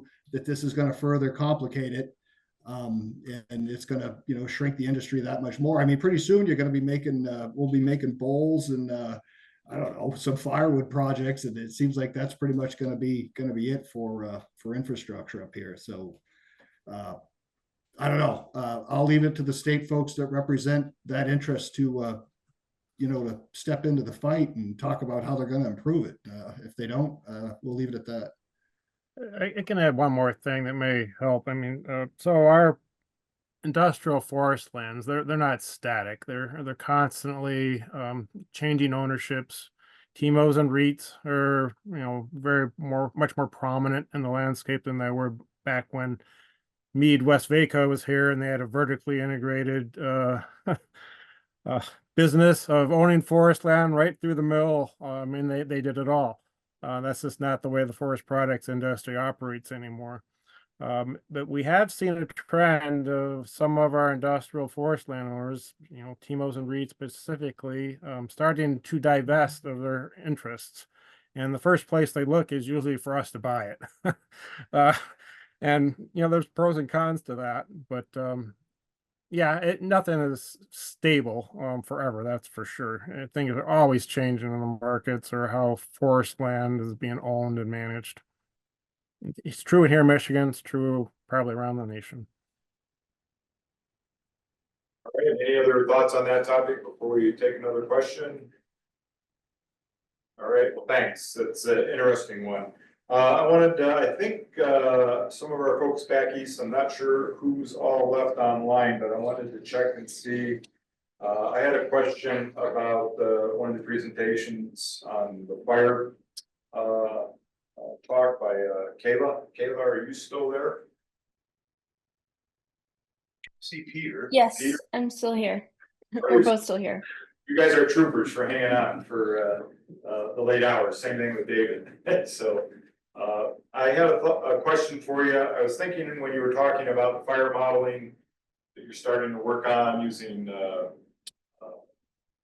models that we have to predict emissions, or at least the growth and the size of a fire. And it sounds like you're doing some work on quantifying emissions that come from those fires, and I'm curious if in any of those models that involves the parameter of fire intensity, because that can really make a difference in some of the potential emissions. So I'm just curious if that modeling has gotten to that sophisticated of a level or not. Yeah, thanks for the question. So there are two parts of this kind of modeling avoided emissions. And the first one is the direct combustion, which I think this is have a more robust answer for that. And yes, we're using a kind of already published machine learning approach that's been worked on by several colleagues of ours.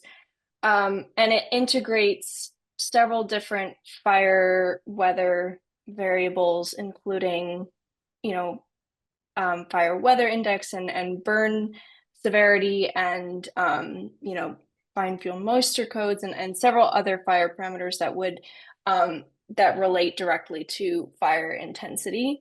And that is used along with a lot of other vegetation and soil and topography and terrain variables in this machine learning approach to predict a combustion above and below ground emission or combustion rate. Interestingly, in some of these parameters, that the fire weather variables are actually less important than some of the topographic or vegetation parameters, but they're still valuable and important in this case in predicting the combustion rate. If that answers your question. Yeah, that does. I was just curious if that factor was being accounted for in some of the modeling that's done. Yes. Quick follow on the below ground piece. I'm assuming that's permafrost and soil carbon. And I'm just curious the state of knowledge about modeling that permafrost piece. You mentioned it was a challenge, and part of it might be identifying better mapping. Just kind of an update on what you're faced with when trying to model emissions that come from a longer term from that source. Yeah, no, it's a great question. And yes, it's very complex. And I think there are still a lot of data gaps, particularly in this Yedema carbon piece. One of them, a major one, is actually mapping where the Yedema is in Alaska and the global. Our maps right now are very coarse scale circumpolar maps. So that's kind of a first challenge. And then kind of identifying the carbon density of that Yedema and also the kind of the layability of that carbon, how vulnerable it is to being emitted from permafrost thaw, post-fire permafrost thaw. So we're kind of piecing together models that are already out there on carbon emissions from permafrost thaw, using several different techniques, including like incubation studies. There are models out there that exist of carbon emissions from permafrost thaw. The wildfire piece of it and the Yedema piece are less understood, and so we're piecing together kind of several different frameworks and using regionally collected data on carbon density and Yedema, ice content of that Yedema, and how likely is a region that experiences fire to experience different types of permafrost thaw. So approach we're taking is kind of is synthesizing a lot of regional data on active layer depths and post-fire active layer depths. How deep does the permafrost thaw go after fire, and that kind of volume of soil would be available for decomposition and the release of carbon. And so that is being kind of measured as gradual thaw. And then from there, what other processes that relate to permafrost thaw, like abrupt thaw and thermokarst formation, would subsequently present itself using thermokarst maps and other hydrological information in the area. So there's lots of different layers, and we're still kind of at the beginning stages of understanding this all and incorporating data that's currently going to be collected this summer by other teams. So it's still very much a work in progress. Okay, thanks for that. Appreciate the update. Other questions in the room here? Yes, I've got a question for Brian and Trevor, and it deals with the whole best interest finding process. It is very different from timber sales. We're used to the Forest Practices Act, how things are laid out. You consider it, and there's a whole process involved with that. What you're dealing now is a different beast. It's new. It's got some facets of forest management, but it's a bit of a different practice. So what my question relates to risk pools. So when Trevor had mentioned the Tanana Valley project, he was talking about sequestration and also timber harvest, but the fire is a huge part up here. And in the past, risk pools have been estimated at perhaps 22 to 25% of revenues up front might have to be put aside in the boreal forest. And that might even increase if you look at what happened in California. So when it comes down to the feasibility assessment you're doing, you've got kind of a matrix of different factors. You've got biological, you've got tree growth, you may have fire risk, you have perhaps how some of the projects may affect existing uses like small timber harvest going on. For me, when I look at the best interest finding, will you have some sort of the feasibility assessment? Will there be kind of an appendix that's kind of a matrix that you're looking through? So that we kind of peer behind the curtain to see, here's some of the thoughts and the calculations that went on for what you came up with your best interest finding. Because for me to comment on it, that would really help me to kind of get my head wrapped around what are the different things you looked at. And I know this is the first one you're doing, and it's a challenge, and I appreciate what you're going through. But what are your thoughts on how that might go out so that people could substantively comment on the best interest finding and maybe give you input then that would turn around and help you with the next step you're going to take it to on the way to the registry? Thanks for the question, Tom. I'll start by, I know you used it as an example, but I'll start by talking for just a second about the buffer pool example that you used. And we won't know what our buffer pool contribution is until we get into the registration process. That's part of the discussions that we have with the carbon registry. We will certainly have some degree of discussion in the BIF to give the public a good idea of what that process looks like, so that they understand that there will be a certain number of credits that are set aside to ensure against any kind of that sort of loss and any kind of unintentional reversal. In terms of your broader question about how we want to lay this information out for the public, you kind of answered your own question. We're not quite there yet, but what we want to do, and the goal is to lay it out so that it is digestible for the public, so it's useful for the public, so that they can make an informed decision and be able to take a look at that preliminary best interest finding, give us quality feedback that can help us improve the process so that we can make any changes we need to before we issue the final best interest finding. So preliminaries released, public review and comment, also agency review and comment, feedback. And, you know, the only way we're going to get good feedback is we give them a good product to look at. So your point's certainly taken. And I wish I could say, yes, we're going to spell it out in a perfectly formatted matrix that's easy for everybody to understand, but we'll try and make it like that. That's all I can say at this point. That'll be the goal.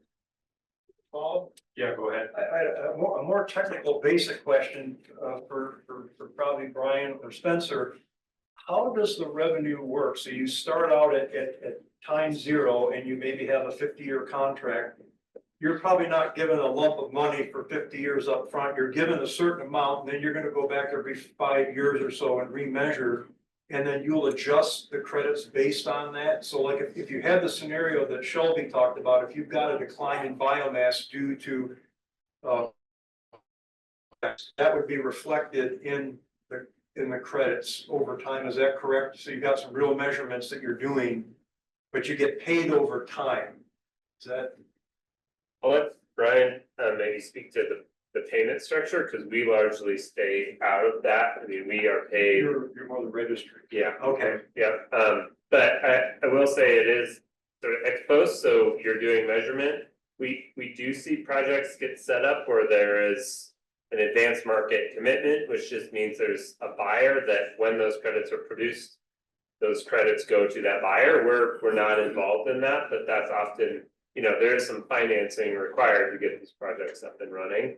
And it'll either outperform or perform as expected or underperform, and so, that's all work that the project developers have to figure out how many credits they think they can issue and at what price, so I'll turn it over to you for more detail. Yeah, well, I'll try to be real simple with this. If you got, let's say we got a 40-year carbon project.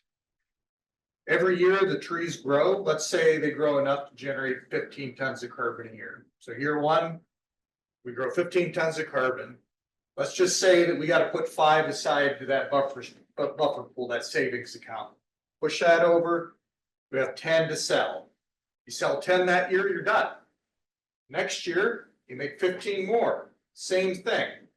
I've got 30 total. I've pushed, 5 each year into the buffer pool, and I keep selling the new, that's why I called it annuity before. You're building it as you go. So as you go through time, and we have active monitoring, both annual sort of disturbance monitoring that we can see through, fire mapping is really good, right? So we actually have fire mapping every year with remote sensing and fixed wing aircraft. So if there's a burn, we could say, hey, look, this 50 acres burned. Looks like we got to pull 2 of those credits back out of our buffer pool, set them aside. Good thing we had them. And then we go and we monitor the actual tree growth over time too, to make sure we're getting that right. And you can measure the trees every year, you can measure them every 5 years, but incrementally you got to keep track of that. So you never really get out too far in front of your skis, at least in how the protocol's written now, about selling things that might maybe happen in the future. You got to do all that to demonstrate that it's additional, but you don't turn it into money until it's real and you can touch it. So after you've measured it on your interval, your 5-year interval or whatever, that's when it's tangible. Yeah, and you can use your growth model, like your FBS model, to make predictions on your growth every 5 years. And if you feel like you're getting it right, then you might want to try to, submit to the registry, hey, I'd like to generate these 10 credits based on my growth model. Usually with a strong growth model that works. And it's possible that the state may want to, just monitor annually a certain percentage of the carbon plots in the landscape. Seems sensible, and then use that to calibrate your growth model. One of the fun things about being able to do this job over the last 7 years, I've gotten to remeasure a lot of these inventory plots. I've actually never cruised the same plot twice until I entered the carbon game. And it's interesting to see how the plots change. You see how plots, the same place, the same trees, now twice. And that's the basis of a continuous forest inventory or a long-term monitoring program. So the checks, so does the state get a revenue check each year? Or does it only come on the 5th year? How does, that's the sort of question people have asked me and I had no idea. That'll be kind of up to the risk management profile the state's willing to take on. I was thinking David might be able to. I can speak to that. So we receive annual payments from a new climate via settlement statements. Those are based on verified credits. As you just heard, there are a very robust set of continual forest inventory plots set up in these carbon areas. Crews go out. We pay a new climate who pays a forest consultant in Michigan to actually go do the measurements. We don't measure those CFI plots. We could in the future if we so desire, but we don't at the present time. But you are constantly collecting data on those continuous forest inventory plots that goes into what actually gets verified, as well as the harvested products. So as I mentioned, we have to report annually on our area, volume of products by species product, provide shape files. Those areas are verified as well on the ground. It doesn't matter that you harvest in one of those CFI plots. That's part of the game. They're not protected. And yes, that information can be used then to periodically rerun your models with FBS or what other modeling software you want to use to recalibrate, the carbon that is projected to be produced by your project. But there's a pretty robust system in place to verify what actually gets sold in a given year. So there's a comment too from Tom Bhutan. Thanks, Dave. That was helpful. On Alaska Native Corps, and I think a lot of the early sales on Alaska were through the California program, which was regulatory, and I think a lot of that money was upfront, but someone more knowledgeable about those sales than I could perhaps answer that. I think there's some curiosity to it, but a lot of the money was in the initial sale of those credits into that regulatory market, so it's a big lump sum.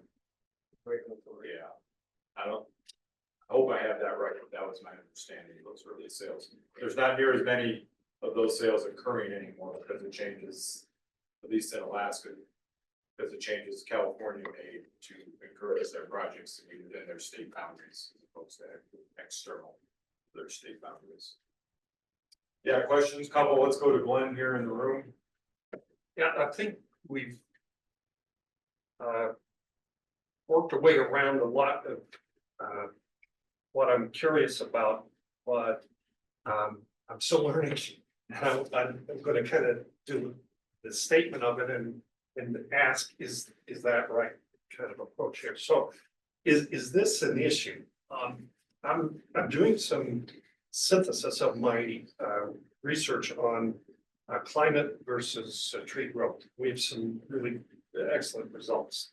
Some simple weather parameters, you can really tell how much the trees in certain species and certain breeds and locations, how much they grew. It's just really quite good. But the weather varies from year to year. Well, okay. Then some of that weather is good for trees and some of it's not so good for trees. So when you walk into a stand and you put your hand on a tree of a certain size, it's got the accumulation of the good and the bad years, the particular good and bad years that are in the history of that tree. Okay, and so we just divide by the number of years old it is, right? Except that we know that the climate is changing. It's in the process of changing. So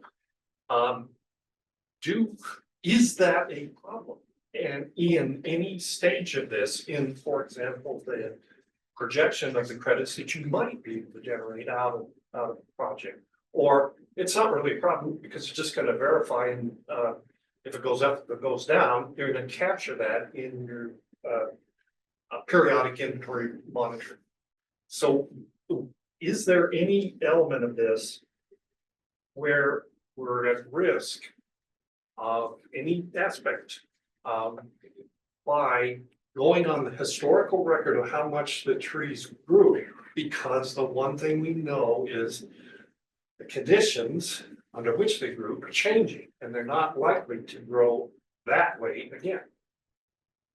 I'll try and take a shot at it first. So depends on the project type. Let's just think of it as afforestation or reforestation. You would be looking at specific trees that are in your project and a sample plot design that says, okay, this is representative of those trees, and like you said, captures that variability annually and just sort of averages it for the project and says, okay, we're comfortable with a sampling design to represent changes in carbon stock. Then you're comparing that. Well, it represents what? It represents the past. It represents what happened since you planted the tree. Okay, great. All right. So that's a real physical measurement. And then you're taking in a dynamic sense, in a dynamic baseline methodology, you're saying, okay, this project, we're going to watch it, we're going to observe it from satellites and say, we can see this change in, it could be canopy height, it could be NDVI. We're going to compare that change in what we call just the stocking index, a remote sensing metric of how you're detecting that change. And we're correlating that with carbon stack change that's measured in the project. We're taking that stocking index change and looking at it compared to other similar sites that we established at the beginning of the project, saying, okay, this site hasn't been reforested. It looks a lot like the project that we're going to implement where we are going to reforest. And we're going to see what happens between the average of all of those control pixels, right? So all of those places that we say that looks similar, we're gonna put you in a control group and see what happens to you where no treatment is happening.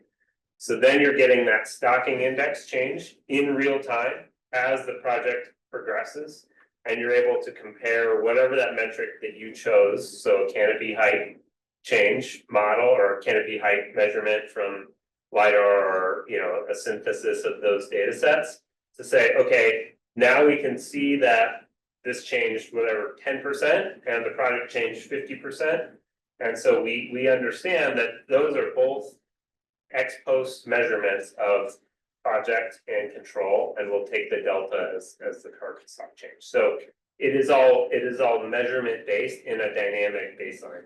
If you're using a projection, that's where, you know, you're saying, okay, for the next 10 years, we're going to project X, or in some cases, you're projecting out for the life of the project, and that might be 40 years. So it depends a little bit on the methodology and how the baseline is being set. Okay. So I could see where dynamic baseline is probably provides more certainty. Yeah, more thing. Reassurance ballpark. Depending on the quality of those measurements, right? Yeah, and on the project developer side, they're gonna have to do their work to say, well, what's that range of outcomes? Because I don't wanna think that I'm gonna generate 100 credits and only generate 20 credits, right, because, you know, the fire or drought or whatever. So there's, you know, it shifts that uncertainty, and I think we don't know what the effect yet on the market is. It may say, well, these projects are too risky. So we're trying to approach this with humility and just say, we think that scientifically this looks like the way we should be doing it, but we need to gather information. Okay. It seems to me that annualized sales, something on shorter term, removes a lot of, when this first started happening, we're talking about 100-year contracts. You know, my head was always going like, holy cow, how are we gonna deal with 100 years? A lot of change is probably gonna occur in that kind of a time frame. And so anyways, like you said, this is evolving and changing for the better, it sounds like, and it's gonna be interesting to follow how this stuff works out. There's a couple hands up, I think, for an next factor. Yeah, just a quick one, and probably a naive question, but so it seems like when you develop a carbon market for your forest, you created yourself an asset. So does that increase the amount of protections that you need to have on that asset?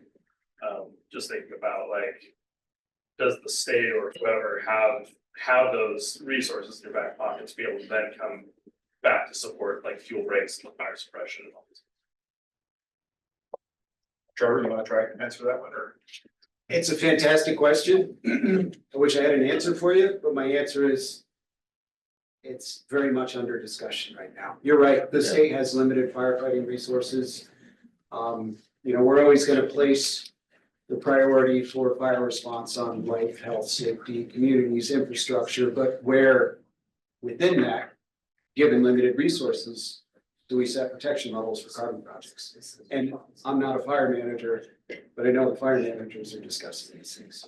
Sure. Yeah, that's a great question. That's the $100 question right there, especially up here. Yeah, you know what, we saw what our fire history is all about. And that's a big one. You know, if you could monetize some of these, like we talked about, by initial attacking and preventing an emission from occurring, maybe that funding could then be invested back in building capacity. I don't know, but that's not. But then you circle back to the greenwashing. So are you just paying for? Well, sorry, that's a bigger discussion. Well, there's a lot of interesting ethical and philosophical questions that go in there, because it is gonna burn someday. So it's a one-off deal. You just stop the fire, you stop that emission, can you just sell whatever that modeled emission would look like? And that's it. There's no time commitment. It's just you know. But I don't know, we'll see where the market, all that kind of stuff goes to. You had a thought, Jeff? Well, yeah, I was just gonna add a layer to that, you know, it's one thing to have a fire policy that we're gonna suppress a carbon offset project, but getting the firefighters to do it's kind of a whole other dimension. There's a cultural thing there too. Yeah, I mean. Depends on what else is at risk that Yeah, particular exactly, year. Right. If it's a village or you know, a hard asset somewhere, they're not gonna be happy campers. You got Nathan on there too. Oh, Mason, let's go online. We can, Nathan, you're back on there, so why don't you go ahead and then we'll jump back into the room. Go ahead. Oh, I was just gonna throw out that there is some history in Alaska of landowners requesting higher protection level after they enroll in a carbon program. And I think the Ahtna Corporation asked for an option switch from limited to modified on their project. And I don't think that's been tested, but I know, like the discussion earlier, there was definitely some pushback from the state DNR and their firefighters and who's going to pay for that cost of increased suppression levels. Right. Because allotments, Good point. Alaska Native lands like allotments, BIA does the protection, they pay for that, but for the corporations, how does that work? It's all still through AFS, and that was something that was, there was an amendment to the Alaska Native Claims Settlement Act, and there was an earlier version that read something to the effect that as lands were developed by the Native Corps, they would have to undertake certain management activities, and it's a little confusing whether that included fire management. And there was an amendment, I forget which year it was, that clarified that and said that the US government is responsible for fire management. So that kind of cleared that piece up, or at least paying for it. Paying for it. Again, Matt had a question. Oh, okay, let's go to Matt. Sorry, you bring your hand up. For Yeah, so David, if I was hearing you right earlier, the way you were describing Michigan's carbon offset project, to me, it sounded like a financial investment where all the carbon in the stand or the area is like the principal, and the investment can potentially grow every year. But you made it sound like you have the option to withdraw from the principal, and then it sounds like you would just kind of let the market determine what's most advantageous for Michigan. So if I understood that right, is there a name for that particular type of project, or is that how they all are?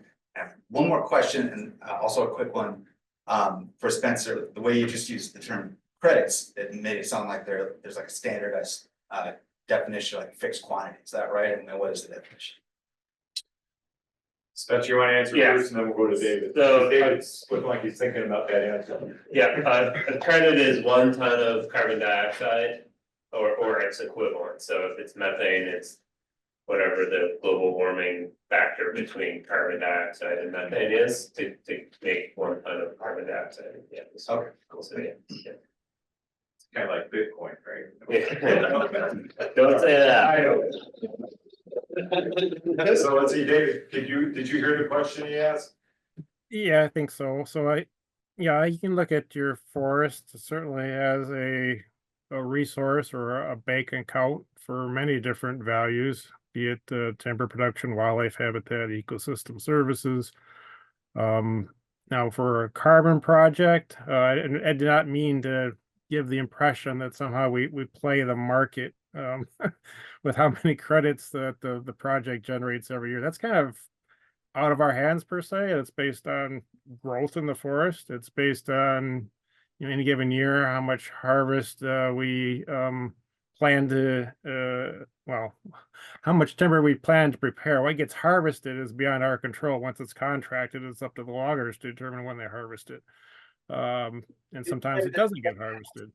But yeah, we don't play any sort of a game when it comes to generating a certain number of, or holding back credits to, get greater return later or anything like that.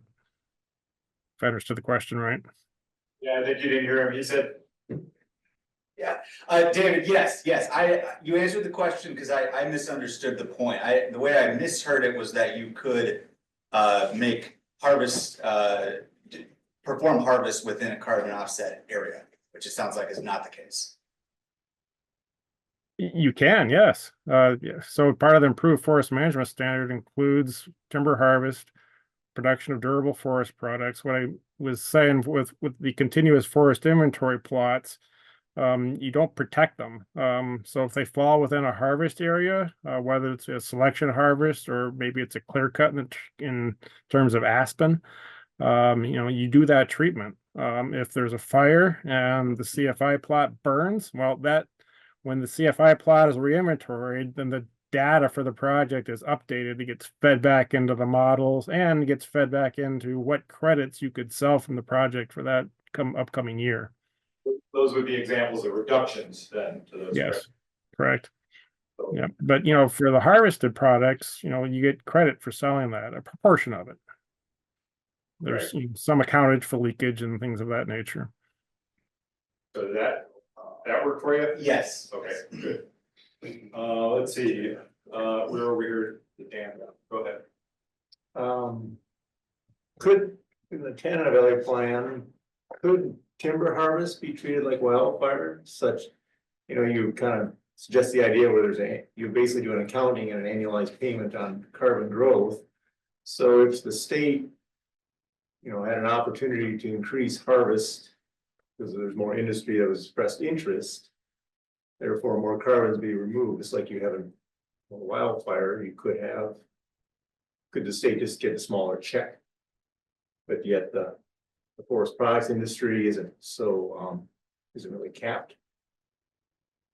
It still would operate within the confines of the forest management plan, but the industry could expand or decline based on what the industry does. But isn't the harvest foregoing emissions? You're taking it, putting it into something that it's not gonna be going into the atmosphere, isn't that positive? Depends on the end use. Depends on the use, yeah. But I'm assuming it's not firewood, I'm durable, Firewood, something goes into a house that's gonna be around for a century or more. One way to think about this is that you grow a certain amount of wood every year. And that volume can service either sector of the timber marketplace, carbon or timber harvest. That's at a very, very high level. And if the timber harvest is in your project area, we'll reduce your credits for that. That's right, all assuming we're talking about inside of a carbon project. Okay.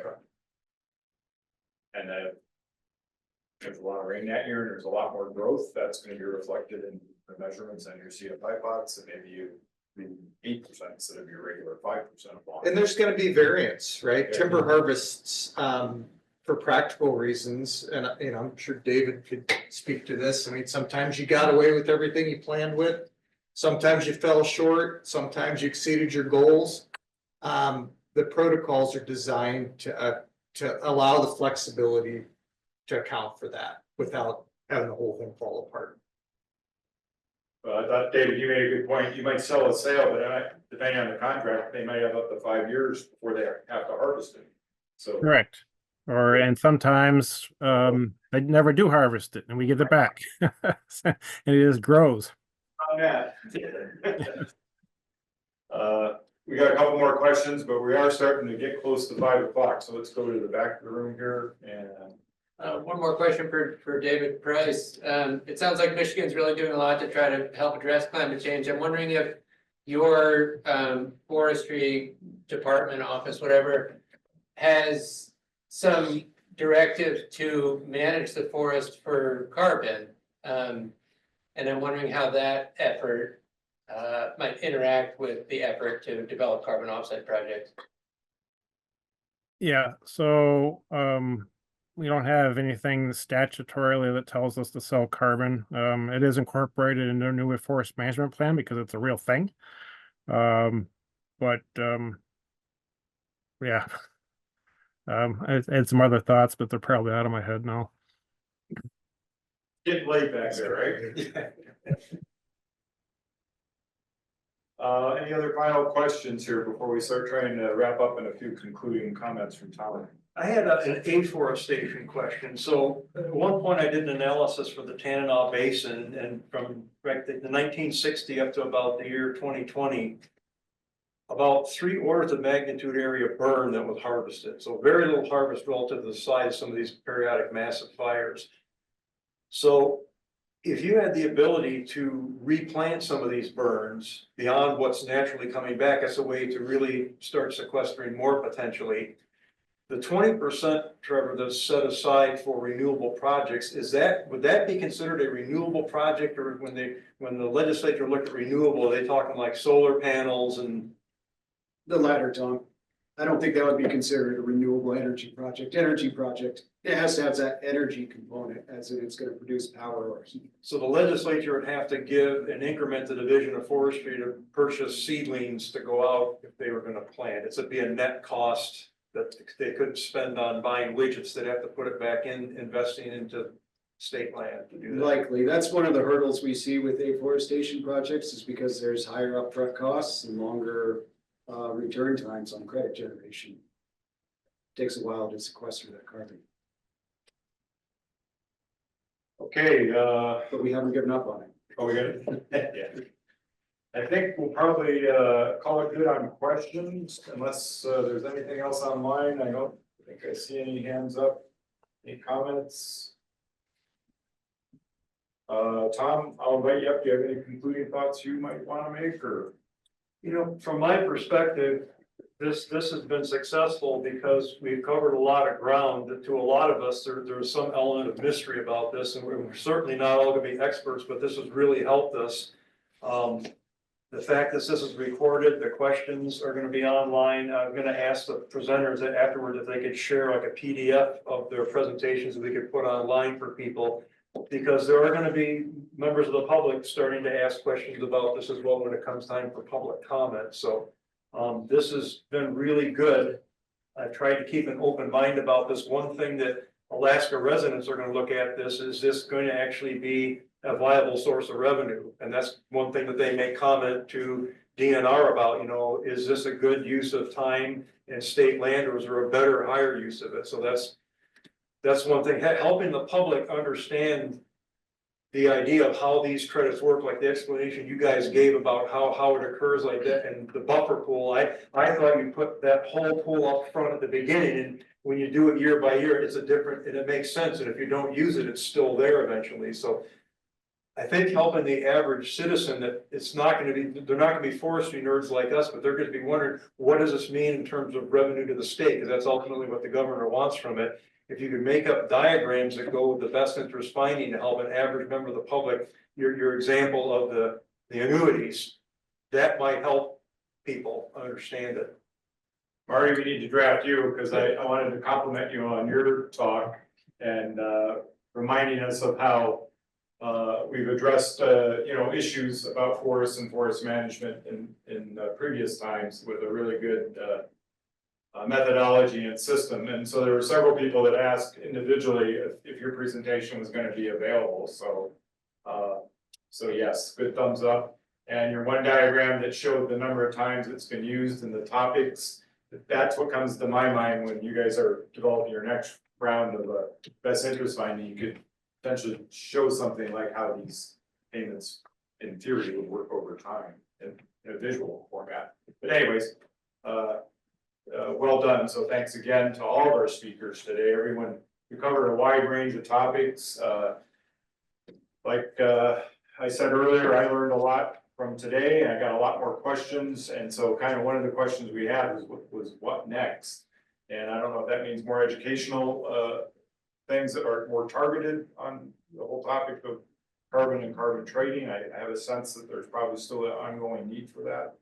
And especially if the state has more projects over time, there's probably going to be more and more interest out there from a variety of stakeholders in the whole thing. So with that, I want to really say thanks again to all of our speakers, especially those of you that are on a different time clock than we are here. It's beer 30 here now, and sure, it's nightcap time for some of you back there. But thanks so much. It's good seeing your faces. And I think we're going to call it quits here for the day. And I'll offer any other concluding comments from any speakers. I think they're all. Thank you for the opportunity. Yeah, thank you very much. Thanks, everyone.